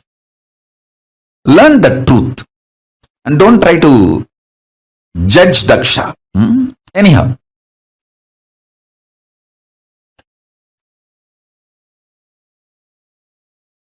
so this Daksha did a yajna, disrespecting Paramashiva without offering the offerings to Paramashiva. Sati came directly, Parashakti came directly to teach lesson to Daksha, but unfortunately Daksha not only did not listen. See, when your deluded arrogance and anger is directed towards Paramashiva, then naturally it destroys you. So this fellow is extreme attachment to his daughter. He developed anger towards Paramashiva. Finally, that same anger, due to his delusion, he directed it towards his own daughter, for whom he developed anger towards Paramashiva, and then finally that anger destroyed him. He directed that same anger on Sati, and Sati just gave the body back, the body given by Daksha. She just threw it back, because Daksha prayed to Devi Parashakti and begged for Parashakti to come down as his daughter. But the fool has forgotten. He brought Parashakti herself as his daughter, and he became deluded. Anyhow, you all know the story that she gave up the body Daksha gave and showed her original form of Dasamahavidya, that she is Parashakti. And then Paramashiva manifested as Veerabhadra to come and teach a lesson to this Daksha's arrogance. Vishnu is caught because he gave a commitment to Daksha. He gave a word to Daksha that he will protect Daksha forever. He has to maintain his integrity. So, when Paramashiva came directly to finish the Daksha Yajna in the form of Veerabhadra, and Daksha to teach lesson to the Daksha and Daksha's, to remove Daksha's arrogance, Vishnu saw what can be done. One side, my integrity, my commitment to my disciples, my devotees, that I have given a word, I will protect him forever. Other side, Paramashiva. What to do? He decided, okay, let me try my best to keep my words. With all Paramashiva gave me. So, he took the Sudarshana Chakra and said, Paramashiva, this is the greatest weapon you gave me to protect this creation. And I have given a word to this fellow, Daksha, that I have to protect him, because I gave a word, I will protect him forever. My maximum capacity to protect is Sudarshana Chakra. Now I am sending this towards you to protect my integrity, to keep my integrity. So he sends the chakra towards Paramashiva.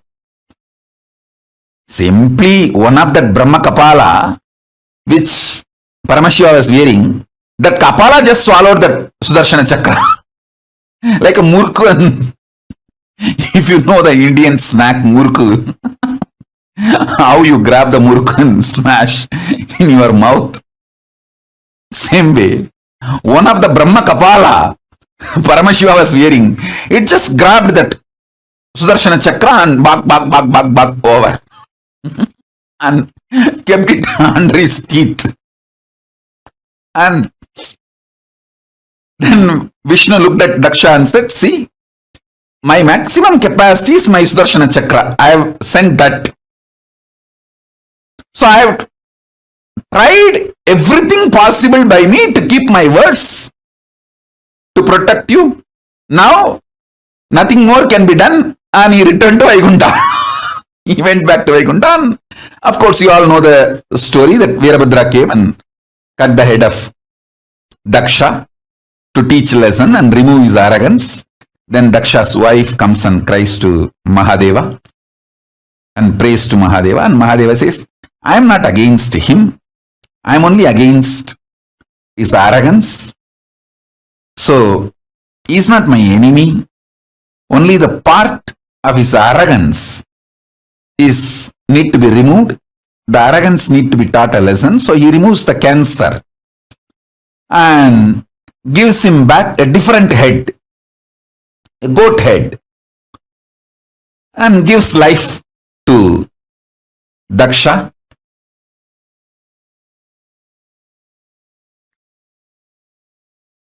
This story has a very deep significance. Women's Muladhara Chakra, man's Sahasrara Chakra. This too is the source for a child to manifest. So, it is this fellow's arrogance, from that biomemory, Sati's body also had one component.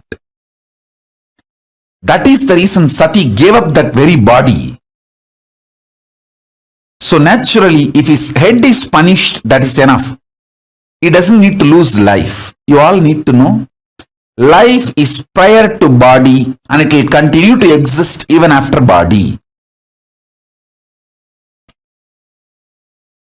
The beauty of studying Hindu Puranas, it is not just history, it is principled, philosophically defined, real history. All of you need to know. That is why only if you understand the philosophy, you will understand Hindu histories are far more true, factual, real, right than the so-called modern human histories.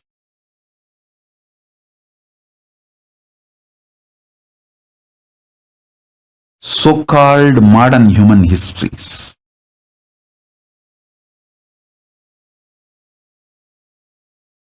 So if you study even one Purana, you will understand all the major cosmic principles and truths completely.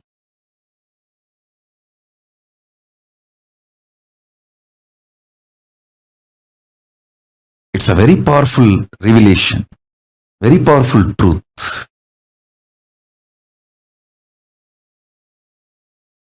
So Paramashiva just removes only the tumor, gives life back to him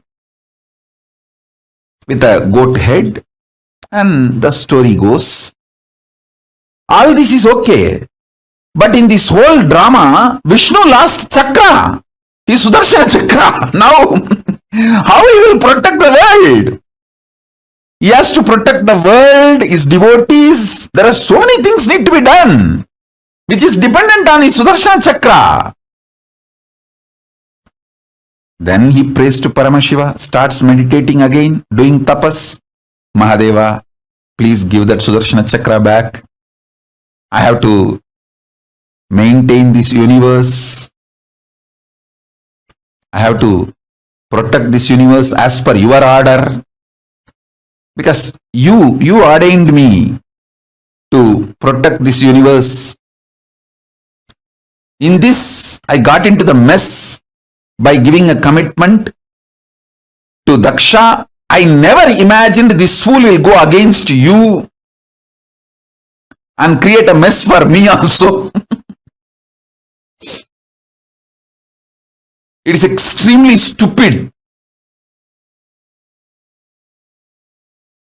So Kalabhairava appears and asks Vishnu, come on, tell me, what do you want? Vishnu says, give me that Sudarshana Chakra back.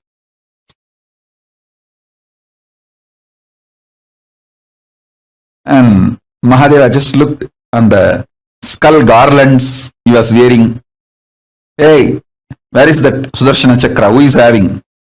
One skull said, I am only having it's in my teeth. I just grabbed it because I was the nearest one. When the chakra was coming, I just grabbed it and it's in my teeth.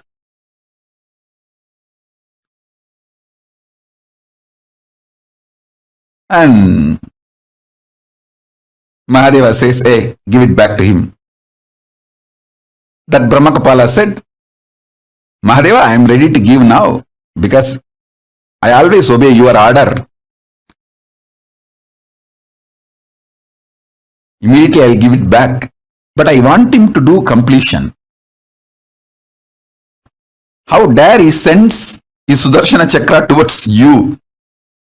Let him reenact how he did it. Then I will give it back. See, listen. Without the background music, you see anyone's dance, it not only it lose the context, you will laugh like anything. Without the background music, if you see anybody's dance, you will laugh like anything because it will look like a joke, comedy. Same way, without the emotion, see, when somebody acted out of anger, without the anger, same emotion, same spontaneity, if that person acts out the same thing, it will look like a comedy. Completion is all about making all your past lose its importance or its power over you. So now, Vishnu does the same act. How he spontaneously sent his Sudarshana Chakra without the same emotion. Then this Brahmakapala, he laughs loudly. In that loud laughter, that Sudarshana Chakra comes out and falls on the ground. And Vishnu touches Mahadeva's feet. From the Mahadeva's feet, he receives the Sudarshana Chakra. O Parandama, forgive me. Anyway, I portrayed you in a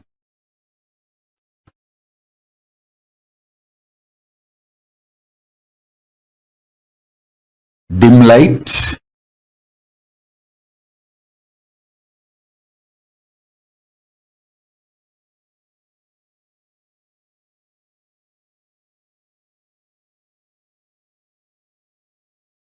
All of you, listen. Once again, I want to repeat. Don't ever underestimate Parandama Mahavishnu listening to this story. This story is told to show the greatness of Paramashiva, but not to show Parandama in any dim light or low idea. So be very clear. Understand the principle.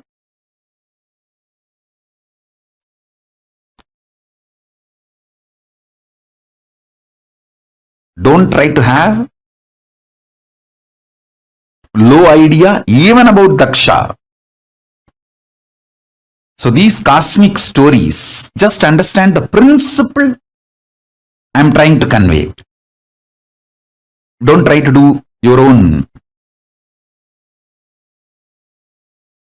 gadbad, your own judging and creating mess.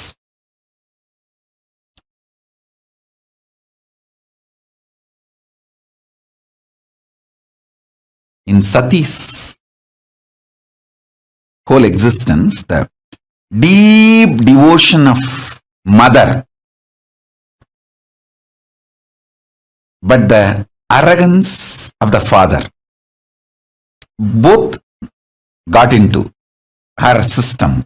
The muscle memory of the deep devotion of mother made her fall in love with Paramashiva, but the arrogance strain came from father's biomemory. That made even Sati disobey Mahadeva and come from Kailasa to Mayapur. Mayapuri is the present day Haridwar, to teach lesson to Daksha. Mahadeva told, hey, he will not listen. She should have obeyed Mahadeva's strategy. But the strain of Daksha, because of Daksha's own biomemory, she thought she can teach a lesson to Daksha. She taught a lesson in a different way, but anyhow, understand the story, whatever has happened. And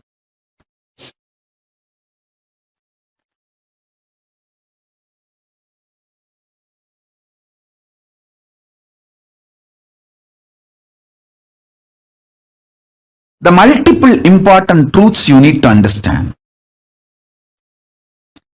Even if the black hole swallows, the thing swallowed by the black holes does not die.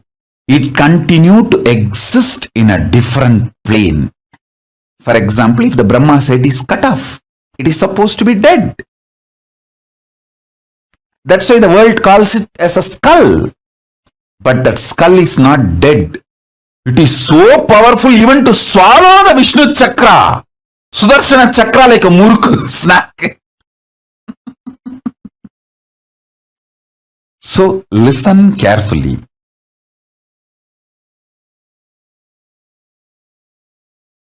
You don't have death. There is nothing called destruction. I am only saying, die after realizing there is no death. Don't die before that. Because if you die before realizing there is no death, you may have death, but not the real undying experience.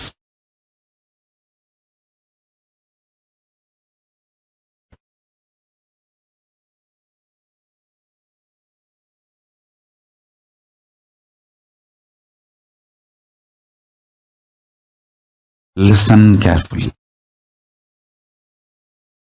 Even if you die by being with Guru, he will show you the undying component of you when your body stops functioning.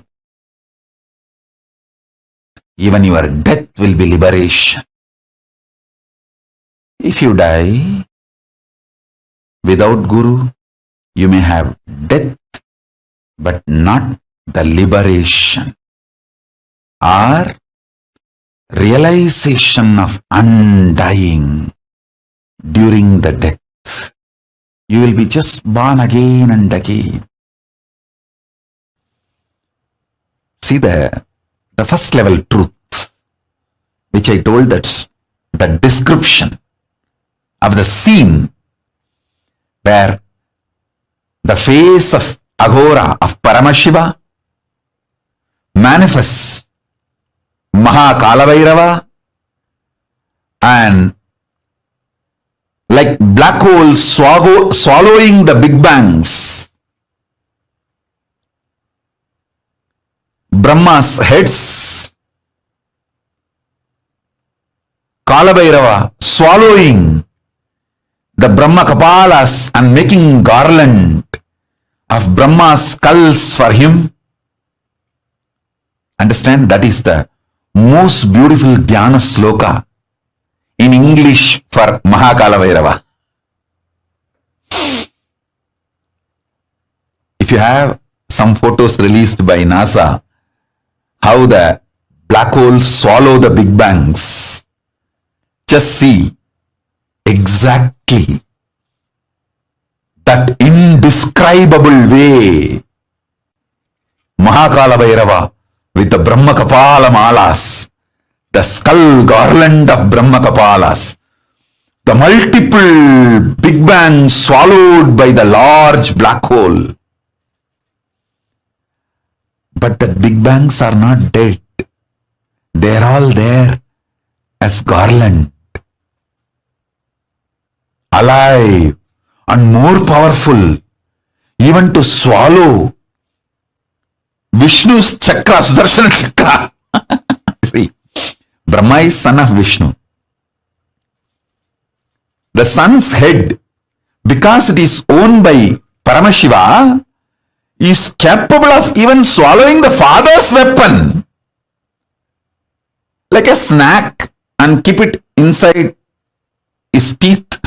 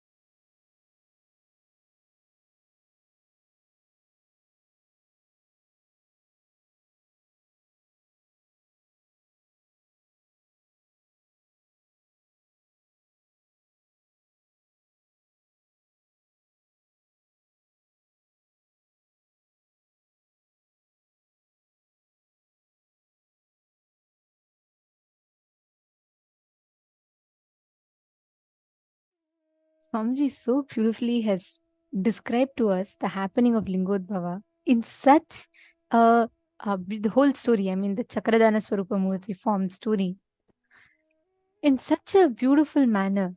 See, the way we understand cosmology, the way we understand the happenings of the cosmos is very limited because we all always perceive it from our patterns. Swamiji, there's a whole universe we perceive from our patterns.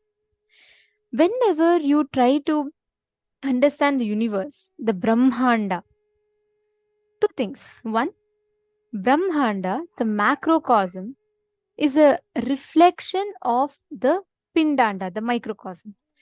The essence, the exact thing that you will find in the vast universe is that exact thing you will find in the deepest core of your inner space. Look at how the atom, from that atom to universe, the same spiral galaxies that you see, how the star around the stars, planets rotate, and even the Milky Way, everything is in a spiral. Same way the atom. Look at the atom, nucleus, neutron, proton, electron, all of these. They also rotate in an orbit.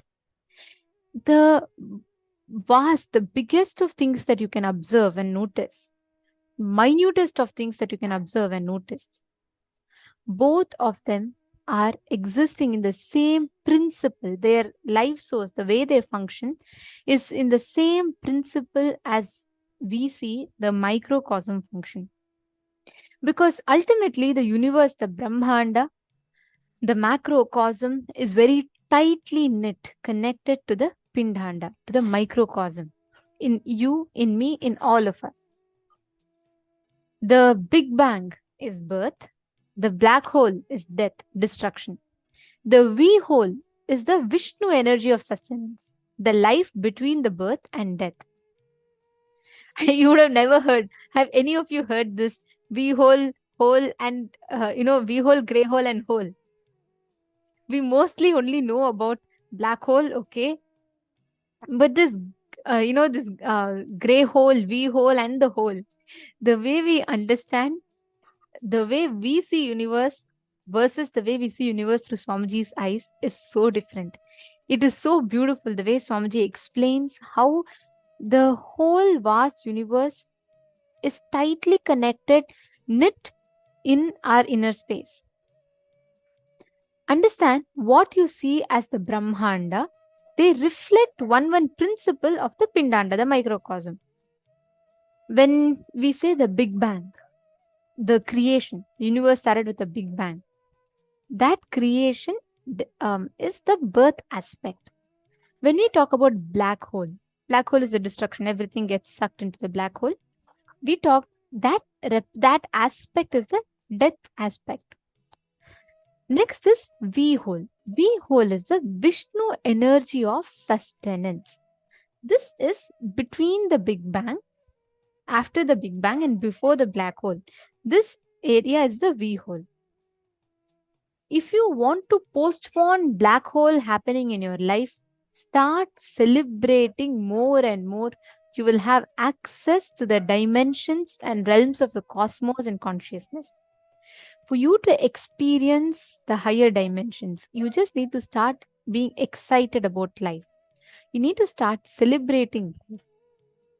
Next is gray hole. Gray hole is throwbhava, delusion, where things are not as you perceive them to be.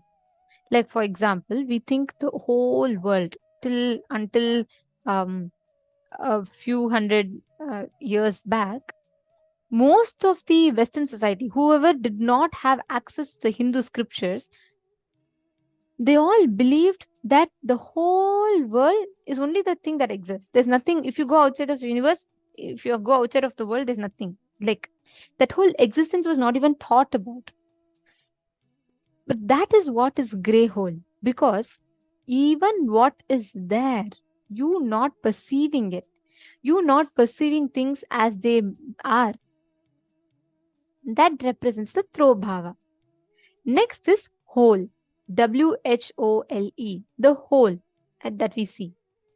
This is where liberation happens, where you merge with the space of the whole cosmos, where there is no difference between you and the universe. That is whole. Are you all understanding? Are you all catching the 5 things? Can I request everyone to type out the 5 things, the 5 dimensions, how it reflects in the universe? Come on. Can I request each of you to type out?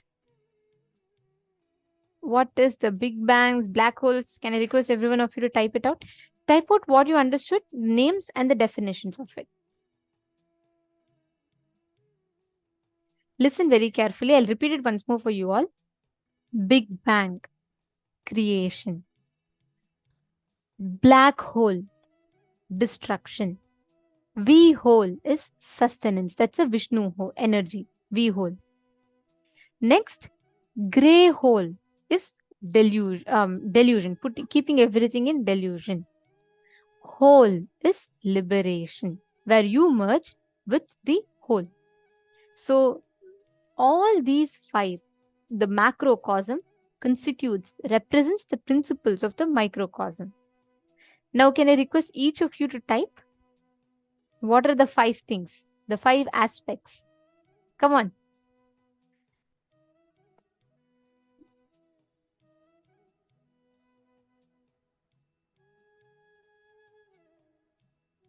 Sunil Yadav ji, you're asking how to strengthen the Shukra, this thing. See, when you have Shukra, any time you connect to Guru, all the ventures you want to make, take steps for that. Any step you take, Shukra will just blindly give you. Means anything you ask for, he will give you. It's a very auspicious graha actually, Shukra. It's a very auspicious energy to connect to.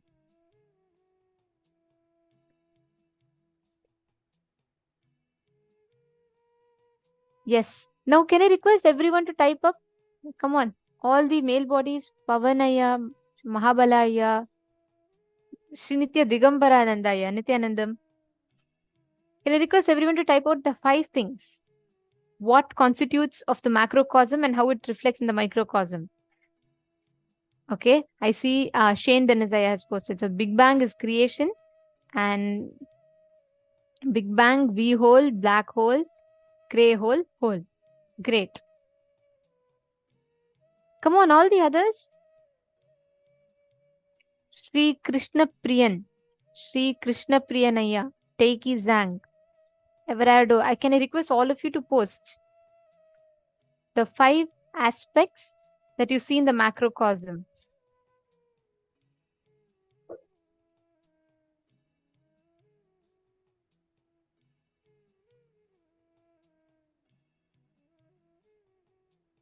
Now, this same principle, when you start applying in your life. Yes, thank you, Masonera. I see many more of you have posted now.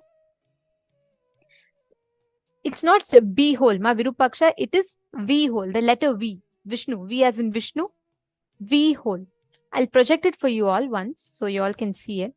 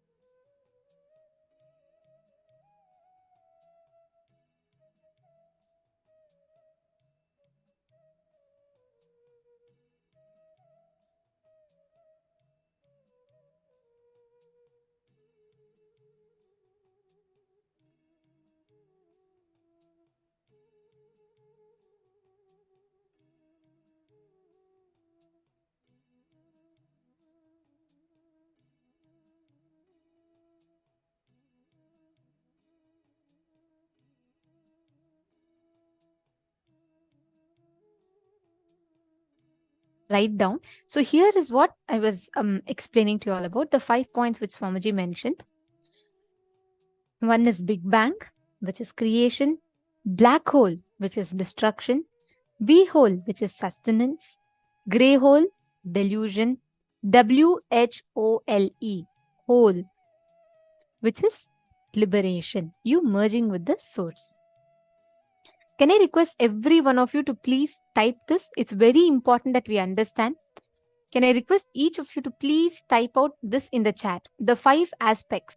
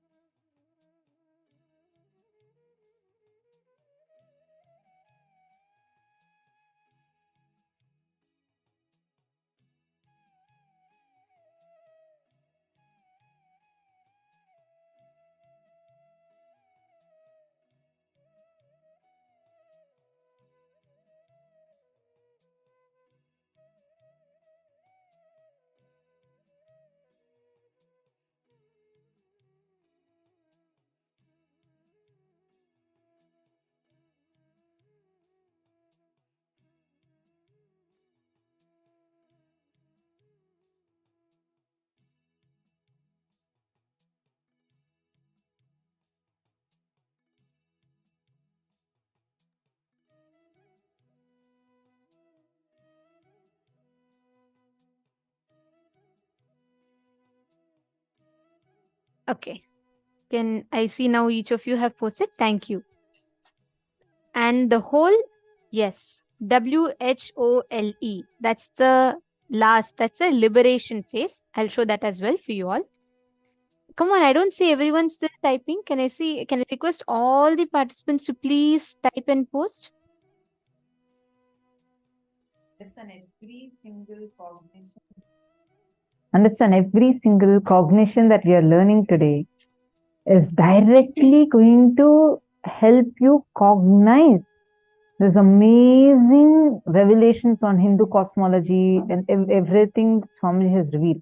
So please make sure you do not miss out on this.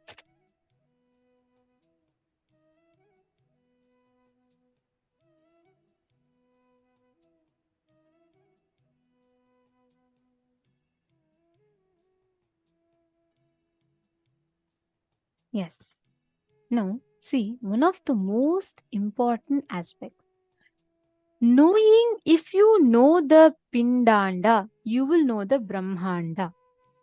Just when you start identifying, when you start scanning, when you start manifesting the powers, please understand, if you cognize, most of the times we are unaware, we have blind spots in our own self. If you complete all the internal blind spots, anything on the outside will be visible to you. The universe will unveil itself to you. Understand, there are so many things in the universe. There are so many vast things that are happening in the universe. Just if you cognize, you are that universe, you are that expanse, you are not just this form. If you cognize you are beyond this form, you will not have a limit. See, anything, if someone touches you in your body, you will know, is it not? If someone touches you, if some ant is climbing on your leg, you will know. You don't need to say, oh, let me meditate on my leg, let me scan if there's an ant. No, your body automatically feels it. Why? Because it is a part of you. You feel it's an extension of you. Same thing, if the ant is crawling on the ground right next to you, you will not even realize, you will not even feel it, because you already cognize a separation between you and the ground. Every time you cognize a separation, you have set a frame. Only because of that, you're not able to see, you're not able to know everything that is happening in the universe. If you just cognize you are this vast expanse of the universe, you will know precisely what it is, and you will be able to know anything happening anywhere in the universe. Understanding? Now, with this same understanding, we are all going to be manifesting the power of remote vision, where you will be able to see anything, anywhere, in any of the places. You will be able to scan and identify precisely what is happening in any chosen place, any place of your choice. So that's the power we are going to be manifesting. And joining with us for this segment is Ma Nitya Devasmaranananda and Ma Nitya Brahma Yogananda.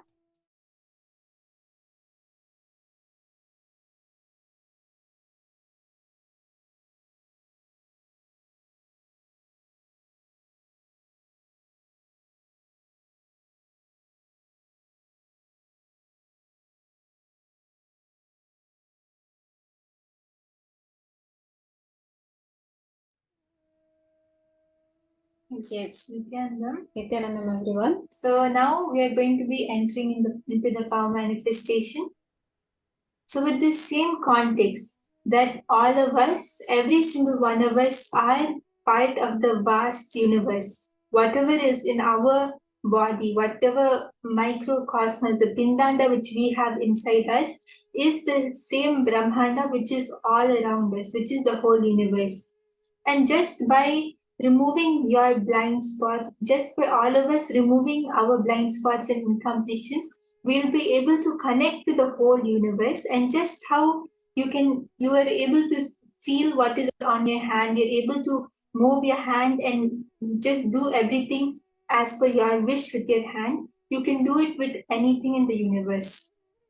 And that is the power which we are going to manifest. And we are going to manifest the power of remote vision. So wherever, anywhere in the world or anywhere, whatever is happening, we are going to manifest the power of being able to see that. Yes. So it's going to be truly interesting, fun round.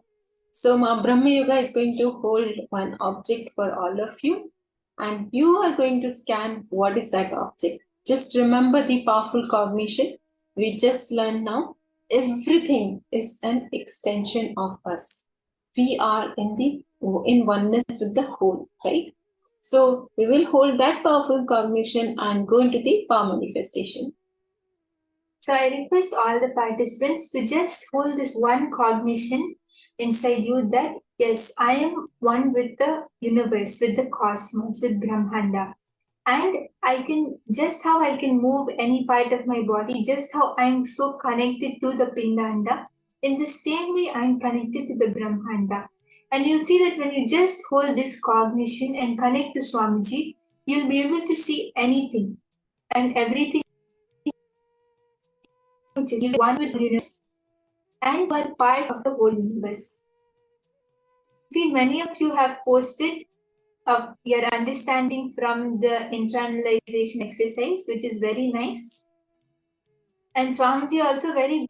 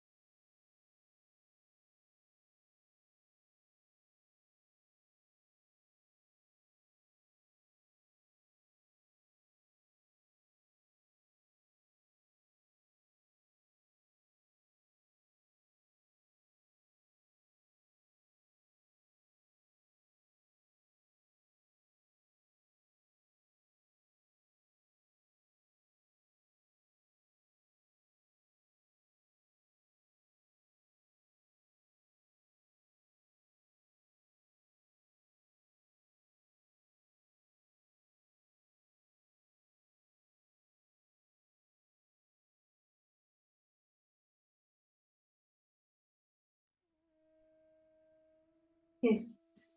Sorry for the technical glitch. So as I was saying, that just cognizing what Swamiji very beautifully explained to us about the five aspects, the creation, the destruction, black hole, V hole, grey hole, and hole. Just cognizing this, let us start the power manifestation. So I'm going to be holding an object for all of you to do the remote vision and scan which object I'm holding. So if you're ready, you can post yes in the chat.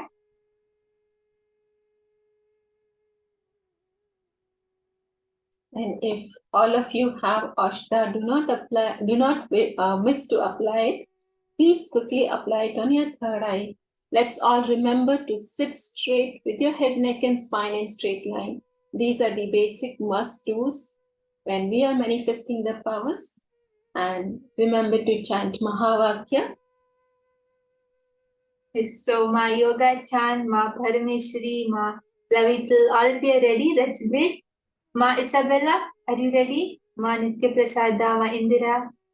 Once everyone is ready, we can start the power manifestation.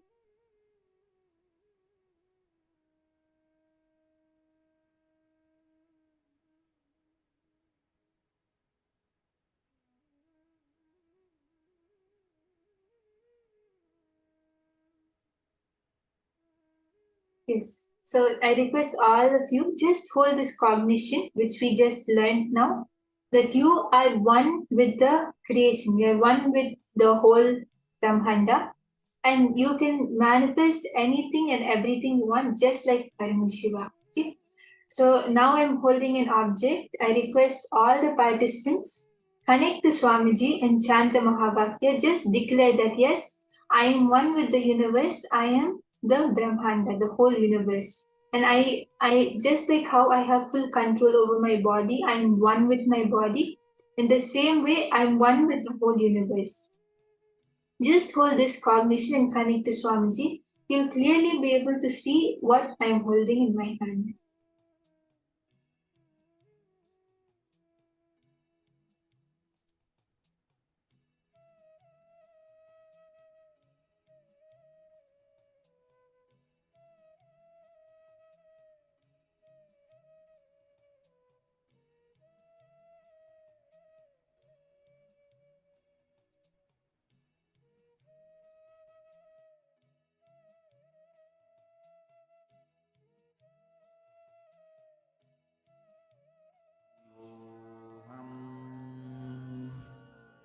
Om Nithyananda Paramashivoham.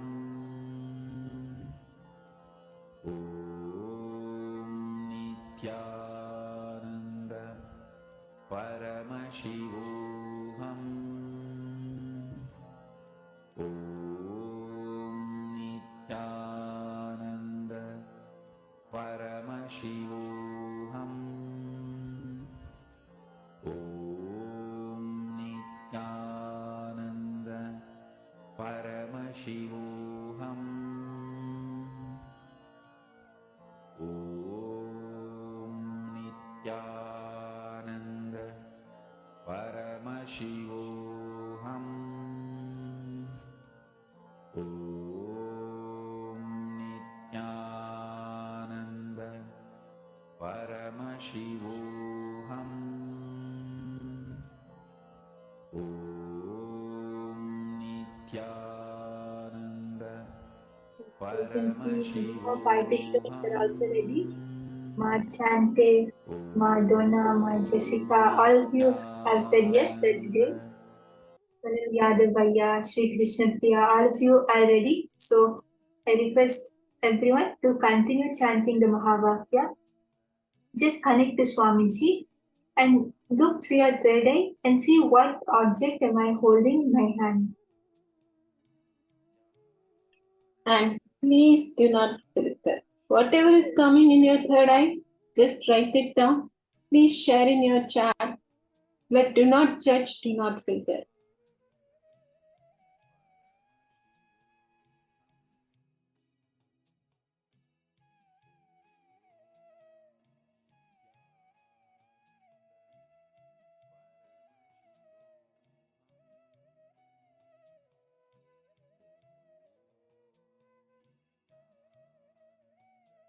You might even see colors or numbers, or you might get some feeling. Whatever you're able to, whatever Swamiji is showing you, you can post that and you can write that down. You don't need to think that, okay, I'm sure it wouldn't be this or it wouldn't be that. Whatever Swamiji shows, you can put that. And just remember to connect to Swamiji. We don't need to do any guessing or anything. Just if you connect to Swamiji, you'll see that the answer will clearly come in your third eye. And you'll know that this is the answer which Swamiji is showing me.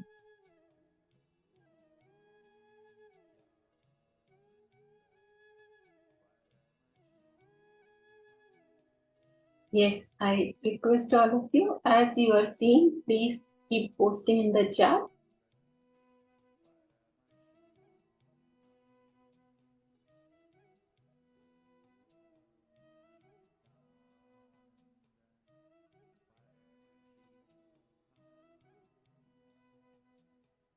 Okay, so Ma Sonia Rao has posted something bright and shiny, sharp, good energy, holds energy. Okay. And yes, I can see many of you have posted. Ma Diana has posted something around your neck, some kind of jewelry. Okay. And Ma Amanda has posted red fringe, cloth covered, decorated fringe. Okay. Ma Sonia Rao, you saw dark blue or green. Okay. I request everyone else also, the moment Swamiji is showing you anything, you can post it in the chat.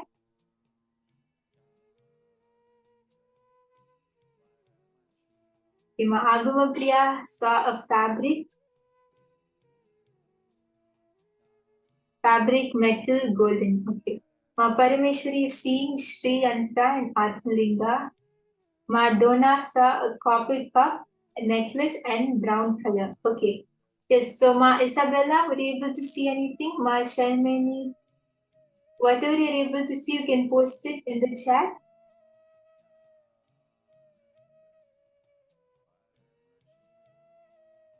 Sunil Yadav Aya, you saw Ganesha in yellow color. Okay. Yes, I request everyone else also to post. I'm going to show the object now in some time.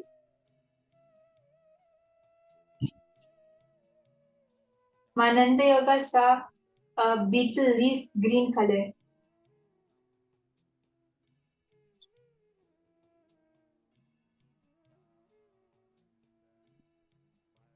Ma Jignesh Priya saw a metal instrument like a tambourine and a half orange shape. Okay. Yes, everyone else also can post. Michael Aya saw a globe. Okay.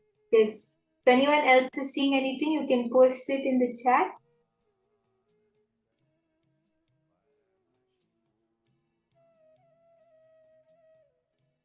Ma Hongzu saw a yellow lemon red notebook and a deity.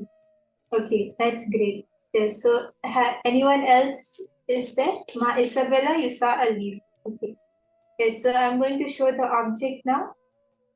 Okay. The Alfaro Aya saw a statue. Okay. Yes, so I am holding Swamiji's Atmamurti, as you can see. So, yes, so many of you have actually gotten it correct.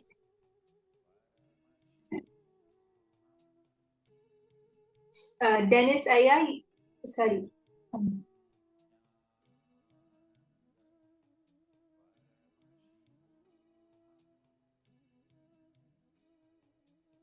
Yes, Alfaro Aya, you saw a statue which is correct because this is Swamiji's statue, which is great. And yes, many of you saw Ganesha, you saw deity. So all of you have manifested.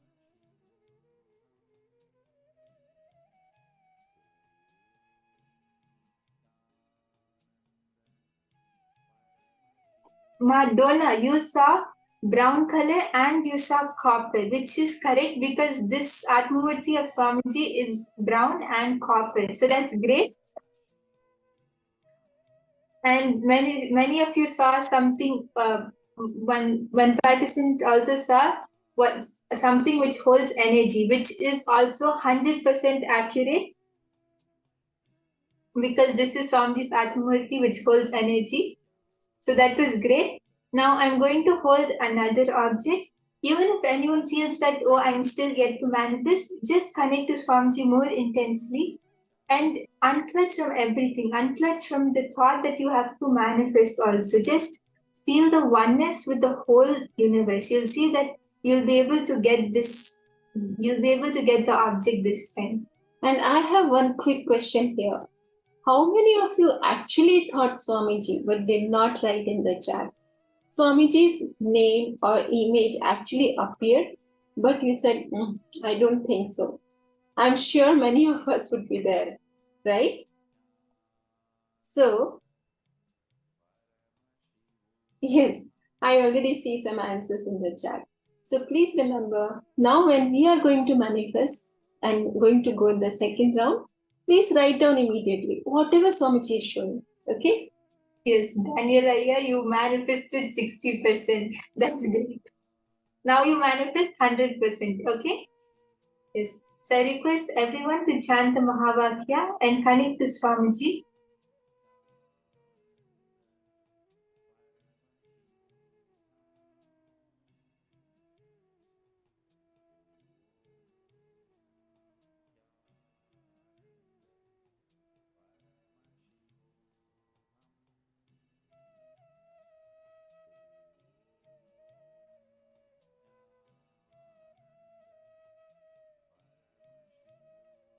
Also, just wanted to acknowledge Alfaro Aya, you told on that small statue of Swamiji, which is 100% correct answer.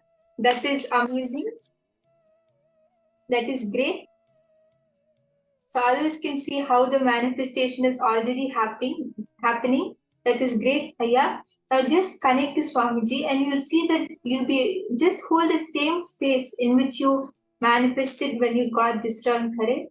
And you'll see that you'll be able to manifest everything if you just hold that same space.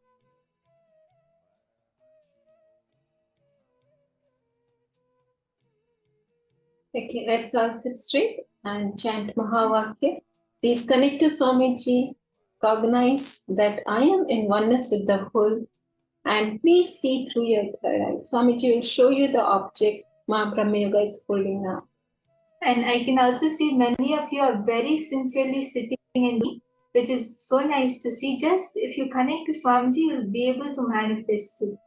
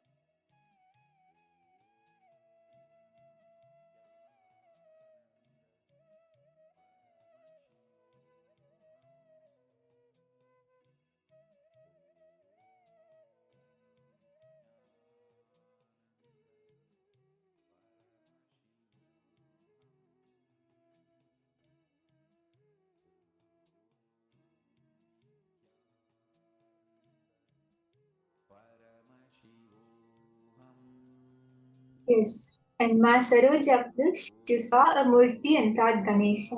Yes, so you see how whatever your third eye shows, you should put it as it is, right? Yes, if your third eye showed Murti, you should put Murti. Because we should not add any of our own judgments in between. As the third eye shows, we should put it without changing anything or without adding anything in between. And you'll see that when you do this, you'll actually be able to manifest. And this is a very good example for all of us. How Ma Saroj actually saw a statue, but Ma understood as Ganesha and answered as Ganesha.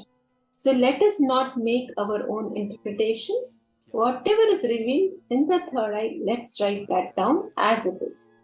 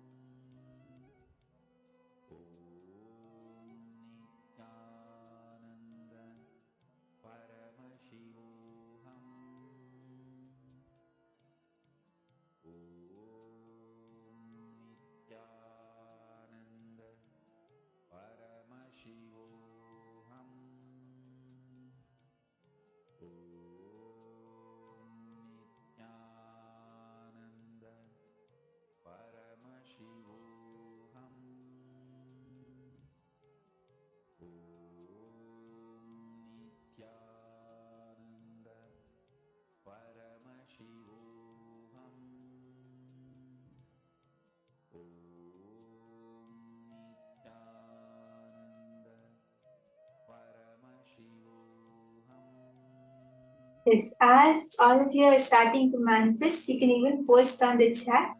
Ma Vera, you manifested turmeric on the feet of Dakshinamurti. That's amazing.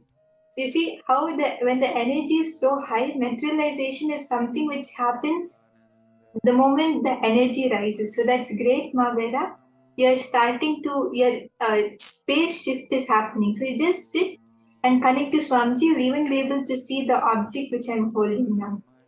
That just shows your deep connection with Swamiji Ma and the presence. The presence of the divine is there, and simply that auspicious blessings are being showered in form of the materialization. It's so auspicious. Yes, so many of you are posting, which is great. Ma Premarupananda has posted white colored cloth and then small black Shivalinga. Okay, Ma Vera has posted a bracelet. Okay. Ma Diana, you saw metal, silver, and green stone. Okay. Ma Isabella, you saw a brilliant pearl. Okay, yes, I can see many of you are posting your answers. That's great. Ma Agamapriya saw a ring and jewelry. Ma Parameshwari saw a Rudraksha. Okay, Ma Diana saw something shiny. Yes, I request all of you to post everything that Swamiji is showing. Please do not miss on colors. If you are seeing any colors, do post them as well. Yes, Ma Sunil Yadav saw a Ganesha and 5 Mukhi. Okay. Ma Jignesh Priya Aya saw a long stick like a trishul. Okay. Yes. Ma Digambara Aya saw a warm yellow star. Okay, yes. I request everyone, whatever you are able to see, just post it. Michael Aya saw the Atmalinga. Okay.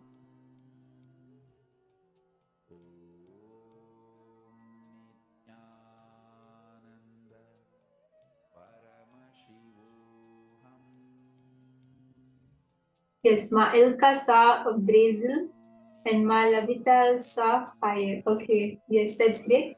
So many of you have posted your answers. If anyone has still not put it, you can quickly put and I'll show the answer now. Let's quickly take a minute and post your answers, please.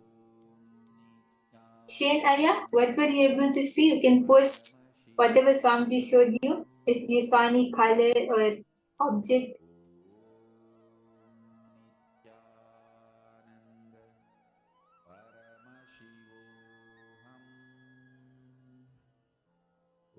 Okay, yes, so Shane Aya, you saw nothing. Okay, yes, so just if you just connect to Swamiji and whatever comes, even if you're whatever you're able to see, just chant the Mahabhagya and connect to Swamiji. Drop the cognition that you're not able to see anything.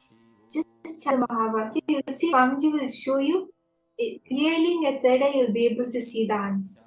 And please understand, it can be in anything. It can be a thought also. So don't think that it's my thought. Whatever is coming to you, please write it down. There's no harm in writing it down. It is not possible that we are not manifesting, right? So you can even think of something, or you can have an image, vision of something, or you can smell something. It can be in any which ways. But please do mention whatever is coming in your inner space. Do not miss. Yes, and even Daniel Aya, Alfredo Aya, all of you can post whatever Swamiji showed. Ma Ki Sing Wang, what you can post what Swamiji showed you.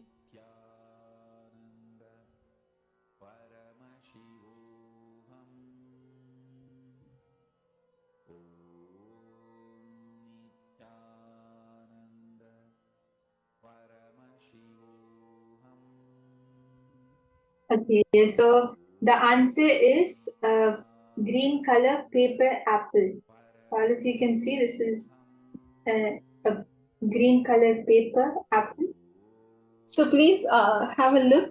There is a leaf on top of this. If you can see, there is a leaf on top of it. So here, when you are seeing a leaf, many of you had posted it in the last round. So it is right next to Brahma Yoga. So we all have manifested what she is going to show in the previous round. So yes, and Ma Diana, you actually saw green color, which was amazing because this is a green apple. So that was really nice.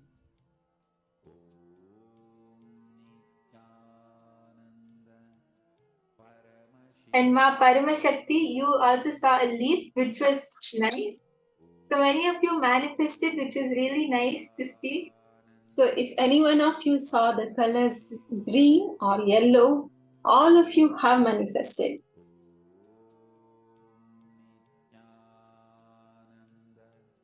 But even if you saw the word apple, that is also a manifestation. Apple, paper, anything. Or anything related to art, craft. So all of these are in the category of manifestation. Ma Paramashakti, you saw apple. That was 100% correct. That is great. Yes. So now I'm going to hold another object. And I request everyone to chant the Mahabhagya and connect to Swamiji. whatever Swamiji shows you, it can be a material, color, object, number, whatever you're able to see, you can post that. So now I'm holding an object. Just chant the Mahavakya and connect to Swamiji. And let us remember the powerful cognition again. Same cognition. I am in oneness with the whole, and I will be able to simply connect to the whole through Swamiji's grace, and will be able to see the item Brahma Yoga is holding now. Let's all connect to Swamiji.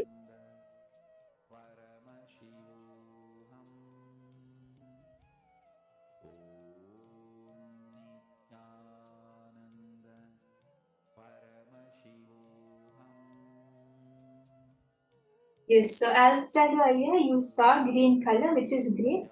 Aya, as you're posting, as you're seeing, when you post it, that is when you'll see how the manifestation actually happens, and you'll feel that yes, I'm able to manifest. So as you're posting, as you're seeing, you can post it, Aya. And I request everyone else also, as Swamiji shows you the answer, as you're seeing the answer, you can post it in the chat. For Samadhi and Suprabhatam, wake up call, wake up song for Paramashiva. This Mahavagya is spiritual lullaby for you to fall into Samadhi. Suprabhatam, wake up song for Paramashiva to wake up in you. Just remember this one powerful cognition. This Mahavagya puts me in Samadhi. This is spiritual lullaby for Samadhi. And Suprabhatam, wake up song for Paramashiva in me. For Paramashiva to manifest. With this one spiritual powerful cognition, chant this Mahavagya.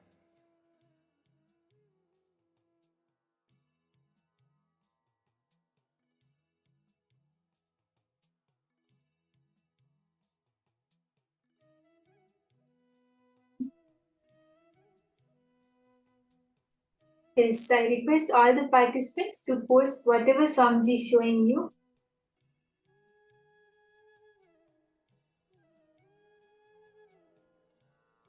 Mahavagya. Let's, as we are seeing, keep posting. I request all of you. You can post simultaneously as Swamiji is revealing it in your third eye. Yes, I can see few of you have started posting. Ma Dahana, you saw purple color. Okay. Ma Dhyana saw white and a stone material.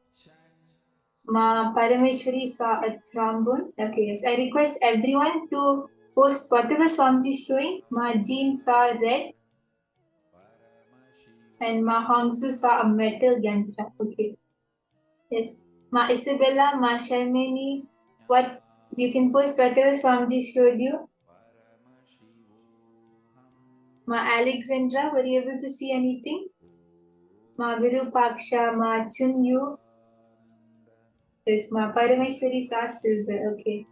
Yes, I request everyone to post whatever Swamiji showed you. Anyone still has to post, you can quickly post. I'm going to show the answer now. Okay, so Ma Hongli Wong saw a tower-shaped keychain and golden copper color. Okay, Ma Diana saw no shiny. Yes. Anyone else has to post, you can quickly put your answers, and I'm going to show the answer now.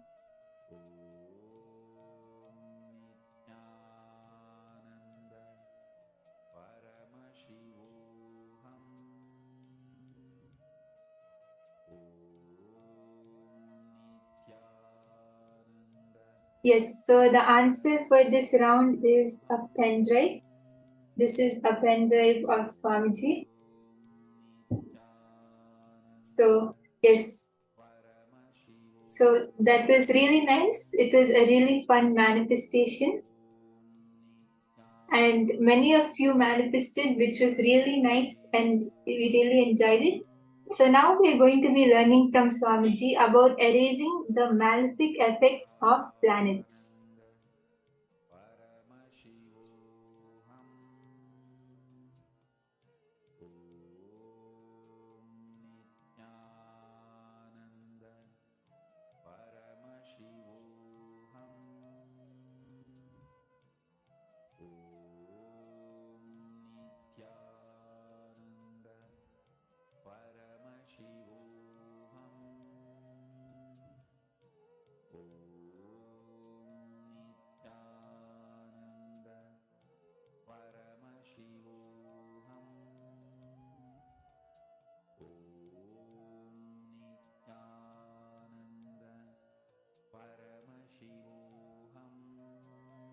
Yes, so let's all learn from Swamiji about how we can erase the malefic effects of planets.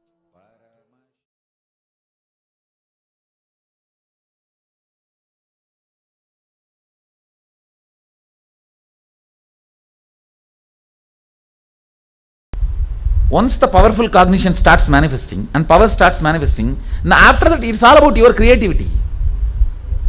That's all. It's all about your creativity. Ultimately, powerful cognitions have their own self-intelligence. They do not let the destruction of the universe happen. See, Aswathama, Arjuna, both had Brahmastra. But Krishna made sure that universe is not destroyed. All of you are getting what I am saying, that Mahabharata story. Even though both sides had Brahmastra, Krishna made sure that universe is not destroyed. So the powers are always given with that kind of a powerful cognitions, where end of the day it is not destroying the universe. My biggest responsibility is not just giving them power. Giving them power is 2 minutes job for me.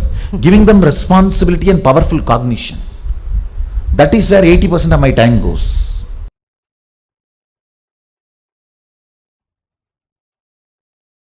It is all one, like a downloading of the software, that's all. Just your system need to be detoxified to receive me, that's all. Nothing else.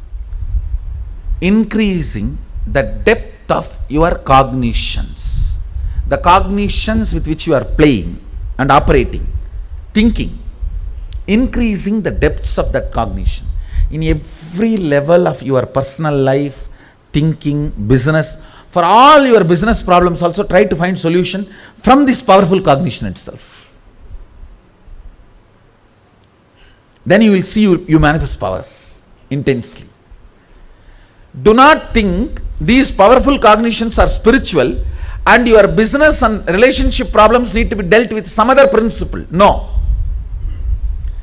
These principles are capable of solving everything.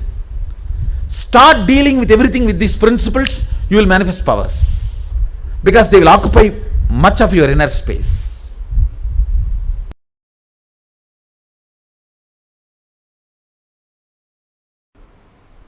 Listen.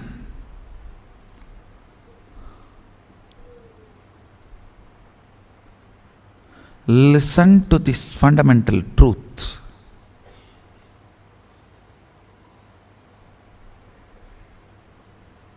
Life is too complicated, too complex. In this, your ability to hold your visualization in your brain is what I call determination. Understand, your ability to hold something in your visualization is determination. When you start enjoying the chemistry of determination, you grow something called will persistence. Determination is the curd from which will persistence is the ghee taken out. Will persistence manifests life. I tell you. Ability to hold these higher visualizations. Ability to intensely feel this truth. Ability to intensely integrate your being. See, ability of your brain's ability to hold certain visualization and hold certain truths, understand and digest all this are basic tools for liberation and enlightenment and manifesting powers. See, when I initiate all of you into powers, it is nothing but I just hold that power circuit and sit quietly, so all your brain starts reverberating in the same frequency. So this map becomes circuit in your system. See, if it is only in your brain, it is called map. If it can be reproduced, it is called circuit. That's all. You are not Sadashiva just only if you manifest powers. You are Sadashiva because it is truth. With this clarity, with this powerful cognition, I should not even say it is powerful cognition, it is just Satya. With this Satya, when you sit, even if you are playing in your Facebook, you can manifest powers.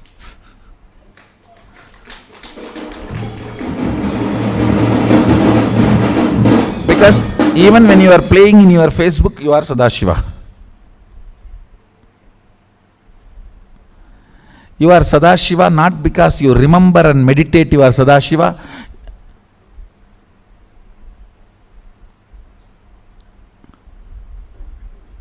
Even if you don't remember and don't meditate, you are Sadashiva. Your capacity to exist and make money, it is not that they are very happy. No, it is all like a... Nobody knows why we are all caught in this circle.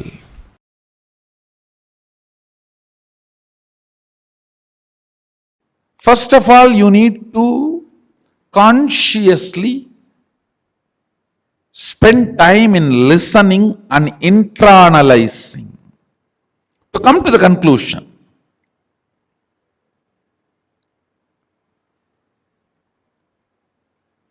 Yes, my consciousness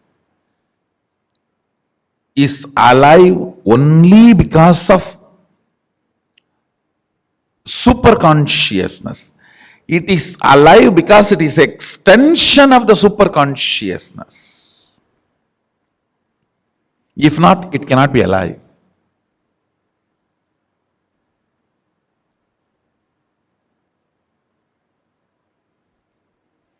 Because it is in the shade of Mahasadashiva, it is alive. Otherwise, it cannot be alive.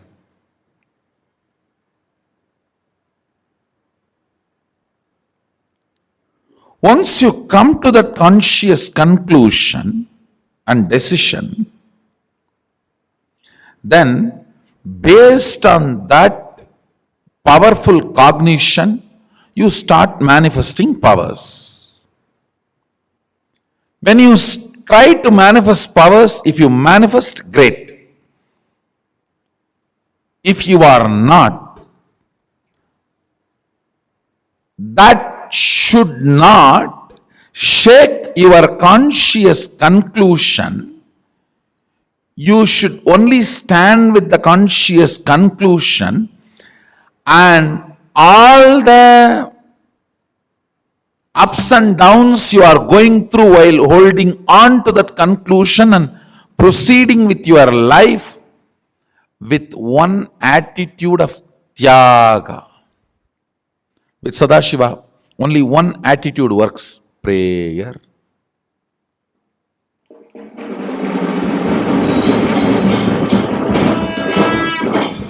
No bargaining. No bargaining works with Sadashiva. Other than prayer, nothing else works. Nothing else works.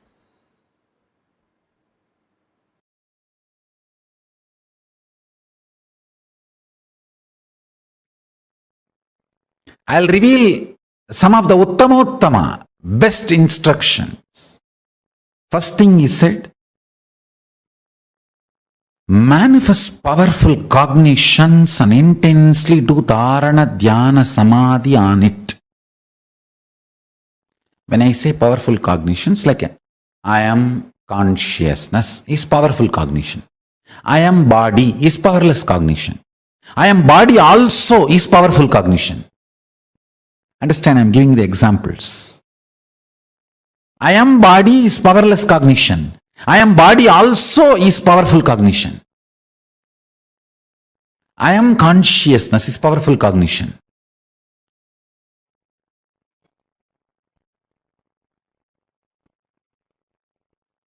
Collection of the bunch of powerful cognitions is Sankhya Yoga. Kapila compiled all the powerful cognitions together and presented to the world as the Sankhya philosophy. Sankhya Shastra, Sankhya Darshana. Listen.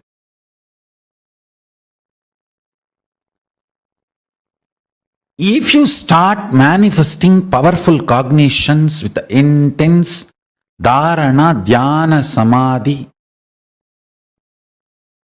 for example, I'll give you one powerful cognition. You are Paramashiva. Whatever you feel as I is Paramashiva. Understand, what you manifest as I may not be Paramashiva. You may manifest the idea your body is I, but you are feeling what you feel as I is Paramashiva. Listen carefully. You may tell the whole world you are this. You are, I am this person, I am a lawyer, I am an engineer, I am a doctor. That may be powerless cognition. That may not be Paramashiva. But what you really feel as you is Paramashiva. I am letting him reveal through this body to all of you. Listen carefully, precisely. If you decide you are Paramashiva,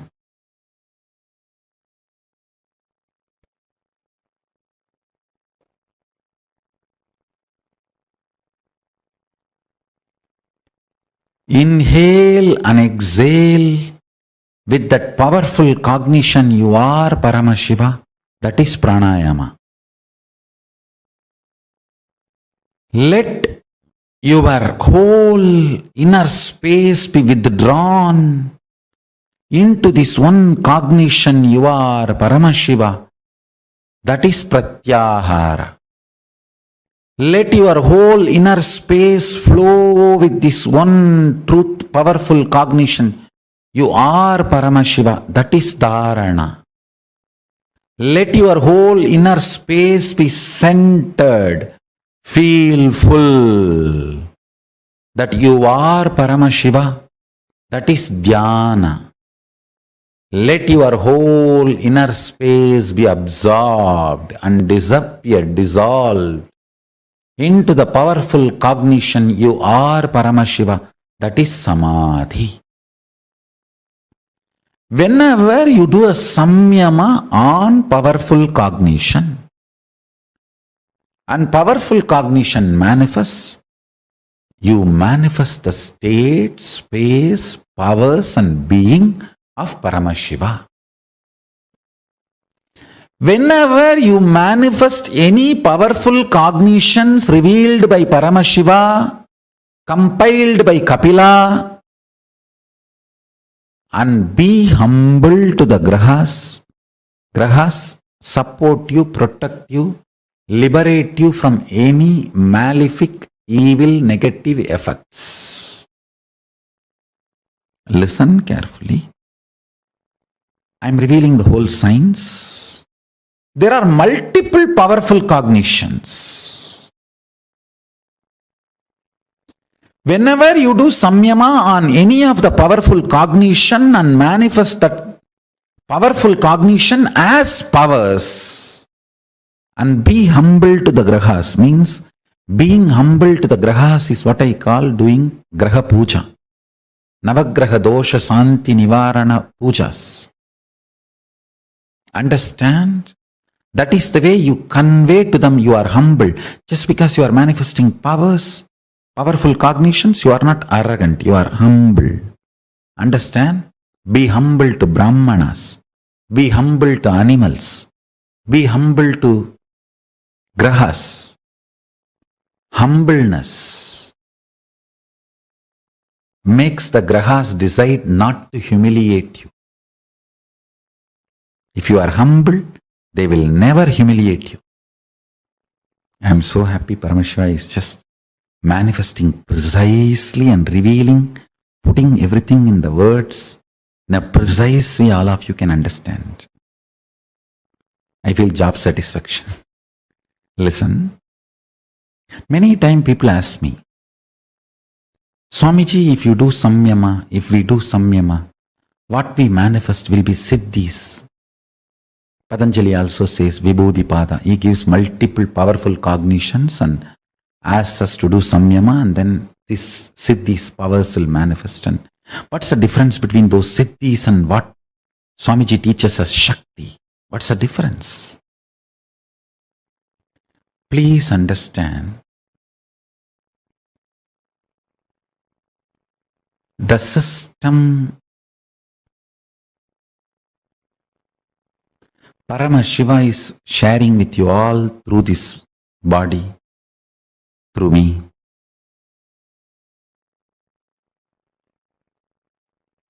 Is starting with the fundamental cognition that you are Paramashiva, ultimate.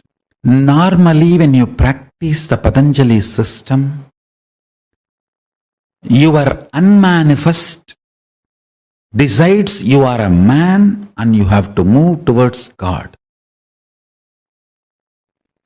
So that is the fundamental cognition with which you develop powerful cognitions, you do pratyahara, dharana, dhyana, samadhi, samyama and manifest powers. Here, the system Paramashiva is revealing through me, the whole foundation is different. Here the foundation is you are Paramashiva. Understand? Your unmanifest recognizes that you are Paramashiva even if you have not yet manifested it. There is a complete shift in the whole foundation from where you are beginning. The beginning, starting point is not you are a man, you need to reach divine. No. You are a divine, you need to manifest divine. Understand? That is why what Paramashiva is revealing through this body and through this system, through this methodology, any samyama you do on powerful cognitions, you manifest only shaktis, powers, not siddhis. I'll give you experiential understanding. Pratyaksha pramana. Understand? If you are feeling that your unmanifest is in love with me, centered on me, be very clear. Your avyakta, unmanifest is already accepted the foundation point that you are Paramashiva. Paramashivoham, unless your avyakta, unmanifest component of you decides to accept this truth, Paramashivoham, you are Paramashiva, it will not fall in love with me. Please be informed. Every day before morning puja, whatever people may tell about you, whatever, Swamiji, right or wrong, but I am in love with you. Be very clear. You are centered on the truth Nithyananda Paramashivoham. And The powerful cognition you manifest will be only Shakti, powers, not Siddhis. There are two cognition. Listen to it very carefully. Whatever people may say, whatever I hear, right or wrong, but I am in love with you. I know you are Paramashiva and I love you. It means your unmanifest is centered on the cognition. I represent Paramashivoham. If you say, I know you are Paramashiva, I love you also, but then forget about it. Even if you manifest powers, it is only Siddhis. See, there is two things. I love you, but Siddhis.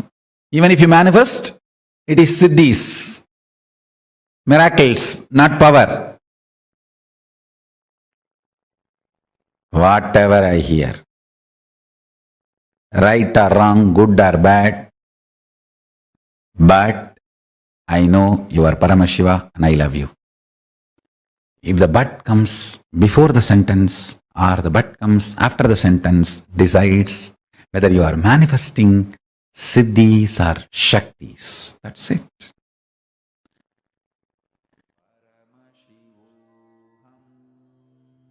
Swamiji summed it up so beautifully for us.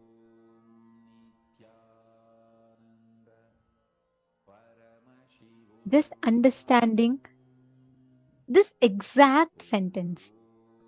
Do you tell Paramashiva, do you negotiate with Paramashiva with all the things? Do you say, I love you, but this. Or are you going to declare to Paramashiva himself who has come down, whatever might be there, Swamiji, but I love you. That decides whether you manifest the Shaktis, all the legacy of the cosmos, or Siddhis, miraculous and miracles happening in a very haphazard manner, not in a very not whenever you want. Continuously, whenever you vibrate, reverberate with the universal thought current, whenever you're tuned into the space of oneness with the universe, you manifest that highest cosmic frequency in you. Today, every one of you that are here, we're all going to be receiving this initiation. We're going to be receiving this very powerful initiation where Swamiji will be removing all the malefic effects of planets, the planetary positions in our inner space. And he will be bestowing us with that ultimate completion and the space of manifesting oneness with the whole universal thought current. Today, we're having the darshans of Lingodbhava Murti, Linga Murti, Mukhalinga Murti, and Lagulishwara Murti forms of Paramashiva. This Lingodbhava Murti form of Paramashiva represents the manifestation of the entire universe, the entire cosmos, the Big Bangs. We will be chanting the Dhyana Shloka of Lingodbhava Murti.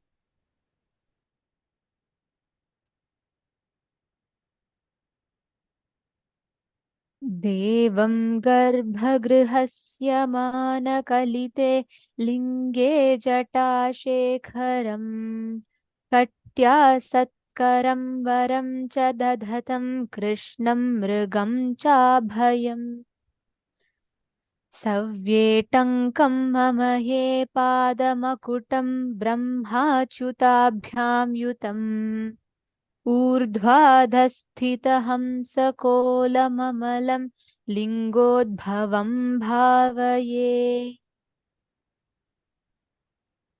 This form of Paramashiva as Lingodbhava Murti, without the beginning, without the end, he manifests as that supernal effulgence. Like Swamiji beautifully told in the session we all were listening to, where Swamiji was describing the happening of Lingodbhava.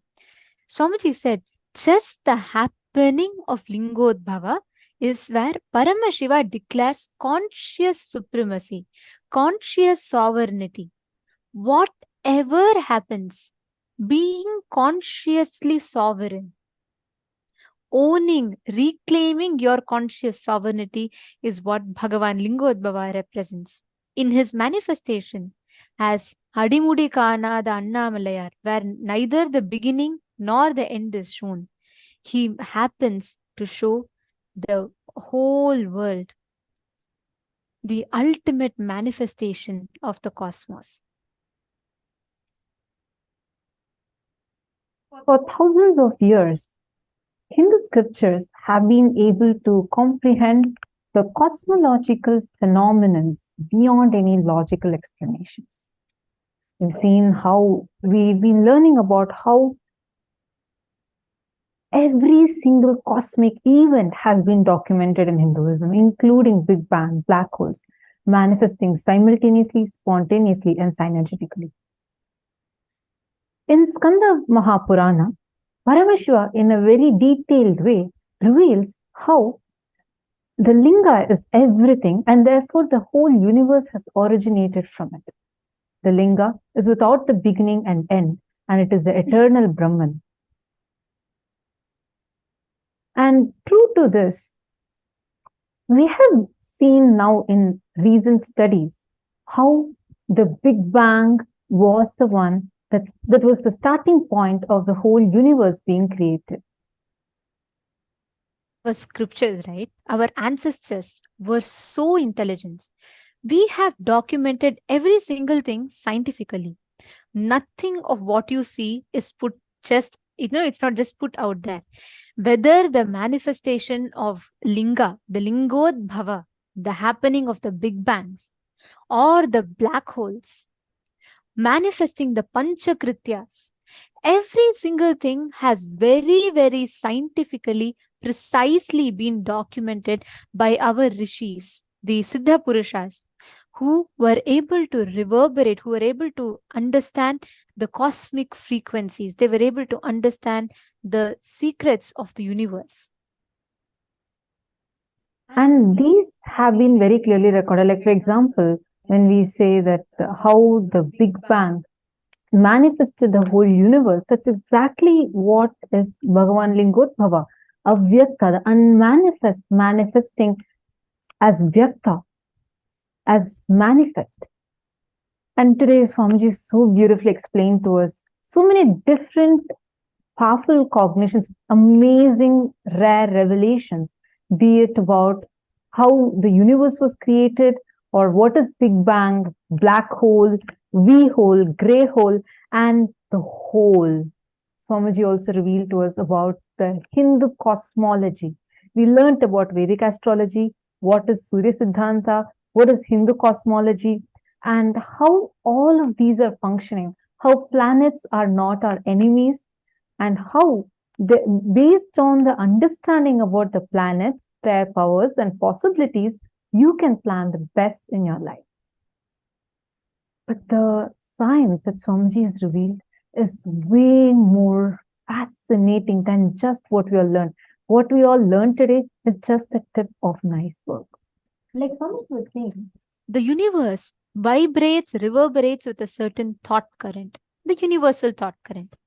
Whenever man aligns himself to that universal thought current, we start resonating, we start capturing and encapsulating the great truths that the universe is continuously revealing to us, that the cosmos is continuously revealing to us. And our rishis were adept at this science. They were able to precisely predict the descent of the avatars, the descent of superconscious beings to planet Earth by studying certain cosmological events in the universe and map it to the energy, the cosmic happenings, the cosmic beings that descend planet Earth. And one more fascinating thing about this is that whenever some extraordinary great events happen in the cosmos, it leaves behind something very significant through the cosmological events which we can study. This has happened multiple times before. This has happened several times in the past, where we have seen the descent and the departure of various enlightened masters, incarnations, have been recorded with the cosmic happenings.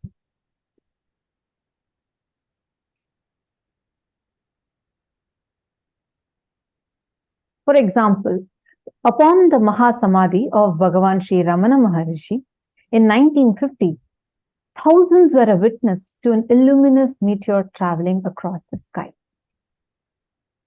Like this, our Puranas have recorded several other cosmic indications of the descent of superconsciousness. And among the recorded happenings of incarnations landing, the rarest or the rare is happening of Paramashiva himself. In his most pure and ultimate form, which every being yearns for thousands of lifetimes, Paramashiva assumed this physical frame on the 3rd Jan 1978. Let's start with the birth. Let me describe exactly the experience of birth. The experience itself is really wonderful. There was no dual or two things.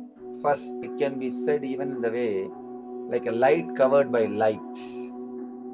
There was no experiencer and experienced separately. There was only one consciousness, which is intelligent, which is alive, and which is enjoying itself. First, it was just the Satchidananda, nothing else. I was conscious, I was alive, and I know I was alive, and I was just enjoying that I am alive. I exist. Suddenly, in a very vague way, one small light, please understand I am explaining frame by frame what happened during my birth. The first frame was a light in somewhere around South India, Southern India. But I do not know at that moment it was Arunachala or something like that. Just somewhere around Southern India. That was the first scene. The next scene, like a shooting star, I was just pulled by that light. The third scene in my consciousness was the Arunachala. By now, I know I have already taken the body.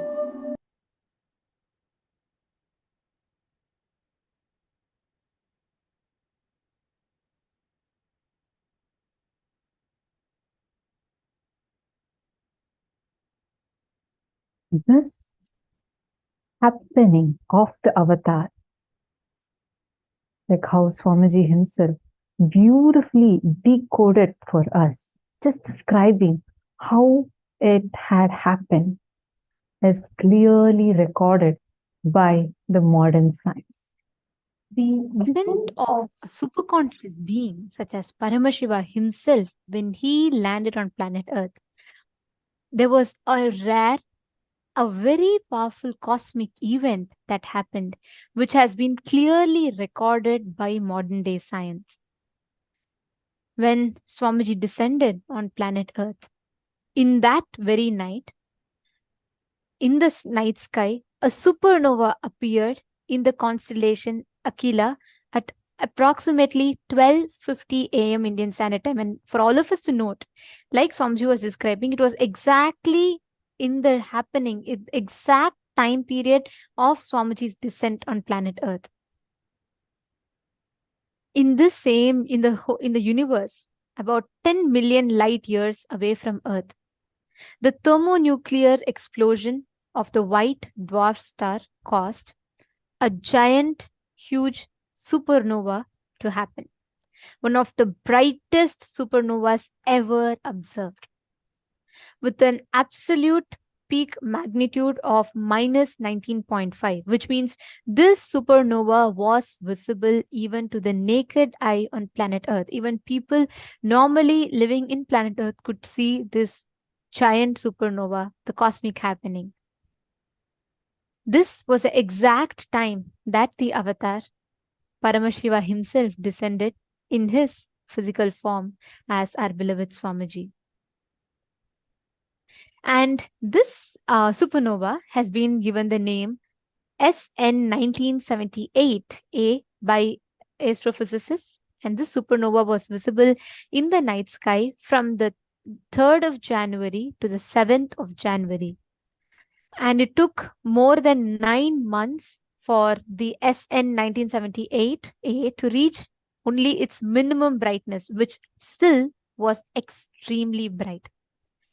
The descent of the avatar was responded to by the cosmos with such a grand cosmic happening. Every time a superconscious being descends, the universe, the cosmos recreates, reciprocates, and records the happening with unique, powerful cosmic events. This particular supernova was visible for so many months, even after the right after Swamiji's descent. It took so much time. It happened with such an energy, the explosion. Please understand what a great civilization we are. Our rishis have been able to precisely mark exactly what is the time, and when every being lands, how exactly the impact, the cosmic events are happening. When Swamiji descended in his human body, he has left behind such a powerful trace. This supernova even reached the planet Earth through the cosmic radiation, and it produced a shock wave of rocketing high energy particles which traveled close to the speed of light. This undeniable mark left in the night sky, where literally when, as Swamiji described in his own words, how he descended, how it was light covered by light, and how that small light entered into Tiruvannamalai. It was recorded like physically, people could see it with their naked eyes. And this explosion, the supernova explosion, the impact of this supernova was recorded to bring one of the most positive impacts for the planet Earth for till the foreseeable future. The supernova's cosmic radiation can increase the resistance to disease, reduce the risk of cancer. And it also linked to positive changes in Earth's climate, such as sudden increased cloud formation and increased precipitation. Additionally, another astrophysical phenomenon that peaks on the 3rd of January every year is this Quadrant's meteor shower. This meteor shower is a significant cosmic event that could even signify the descent of hundreds of enlightened beings, the gods, goddesses that are landing on every single Jayanti of Swamiji to celebrate Swamiji's Jayanti. Today, the form that all of us are going to be receiving the darshan of is this very form. Paramashiva, thousands of years ago, when he appeared as the huge shaft of light, Lingodbhava, so beautifully Swamiji narrated the entire story for us. How Paramashiva gave a threefold promise that in 3 forms, he will be continuously available for the whole universe to enjoy and celebrate him again and again. Remember his Leela of manifesting as Lingodbhava and worship him. First form being the Arunachala hill, the very birthplace of Swamiji. Second one being the Arunachaleshwara Linga, the deity of Arunachala, the Arunachaleshwara temple. Third being coming in the physical frame, the physical embodied form, descending down as a living avatar. And that is what he has done once again for all of us. And today, he is going to be radiating that very beautiful, graceful, majestic form of Bhagavan Lingodbhava, showering us all with an extreme auspiciousness. What Swamiji had left behind in this night sky with an undeniable trace, clearly, which is repeating every single time on the 3rd of Jan in every single year since the time Swamiji descended. Today, that powerful experience is going to be experienced by each one of us. And we all are going to receive the blessings of this auspicious form of Bhagavan Lingodbhava Murti. And this, I would also like to answer Ma Hongzu's question here. So she has asked, Swamiji exists as universal energy, then why do we call it as a descent? See, Ma, the very word avatar, you've asked, like, if isn't Swamiji already existing in planet Earth in his cosmic form? So why are we mentioning this particular thing as a descent? The ultimate consciousness, the Brahman, the cosmos, whatever word we use it, right? That Paramashiva in his formlessness, he exists eternally everywhere. But the very word avatar comes from a beautiful Sanskrit word called avatarati. Iti avatar means the one who descends is an avatar. Basically, that formlessness, when it assumes a form to uplift the entire human consciousness, the entire universal consciousness to the next level, to give a breakthrough, is called an avatar. So Swamiji, from his formlessness, assumed the physical body on the 3rd of January 1978. So that is why we say that is the avatar. That is when Swamiji descended to planet Earth in his physical form, in his human form. Every time, whenever the whole human consciousness goes through a collective depression, whenever it goes through a low frequency, a low thought current, or at all those times, we attract collectively, the consciousness attracts the highest energy, the highest superconscious manifestation. Paramashiva himself descends each of those times as an avatar. And he raises the human consciousness to the next level. He takes all of us to the next level of breakthrough. How are each of you feeling now? To be sitting here where Paramashiva is going to be giving us all the darshan of the formless in form, the avyakta as vyakta, Lingodbhava Murti. How are each one of you feeling to be sitting here, to have this great blessing to be here today and to receive this darshan? And to add to it, today is also the day of Pradosham. This is the exact cosmological happening when Paramashiva had manifested as this Lingodbhava. So the cosmic alignment is there. Cosmos himself has descended for us, manifesting this form and chosen you to be here to receive this darshan. How are you feeling to be here right now? Today, when you connect to Swamiji during the darshan, all the malefic effects of planets, any problem, any malefic impacts that you have, just connect to this form of Swamiji. Today, on this auspicious day, actually, every one of you that are connecting, please understand, today is a very, very significant day. Even as per the Hindu calendar, today is the day we can connect to this form of Paramashiva. Because on this day, on this exact day, it is Pradosham today, on this day, connecting to Lingodbhava Murti, this is the exact day, every Pradosham in Tiruvannamalai, a beautiful Abhishekam and Arati is done to Lingodbhava Murti, Arunachaleshwara. So every one of us are connecting to Swamiji on this auspicious day and receiving the darshan of Lingodbhava Murti. And understand, this is a very, very powerful time. Even as per the Hindu calendar, it's a very auspicious, powerful time to have the darshan of Lingodbhava Murti. So today, on this very day, we're all receiving the darshan.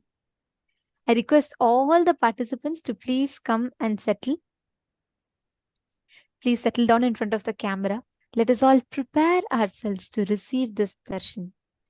This powerful darshan, when you connect to Swamiji, any malefic effects of planets, whether your your astronomical time is not correct, or there is some time period you're having, the Shani Dasha, anything that you're having, today when you connect to Swamiji, just pray. Guru, like Swamiji was revealing in the Navagrahas Surya Siddhanta session, just by the grace of Guru, he can, when we are connected to a Guru, no planets can have any impacts on us. And we will be able to use any planetary position for our greatest benefit, to add more to our purpose in life. So we are here at the right time and in the right day, learning the best things. Today we have learned some of the most profound things, isn't it? Right from Surya Siddhanta, understanding about Vedic astrology, Jyotisha, and what is the macrocosm and microcosm, what is universe. We learned about Big Bang, black hole, and V hole, gray hole, and hole, the Panchakrityas of the universe and how it corresponds to our individual journey. We have learned some of the most mind-boggling things today. When we connect to Lingodbhava Murti, you will actually experience each of these truths, the software. What we learned through the day is like a software. And we will experience them becoming an experience for us. Now, let us all get ready to receive the darshan of Bhagavan Lingodbhava Murti. Please sit with your head, neck and spine in a straight line. Enter into a deep meditative space and start chanting the Mahavakya.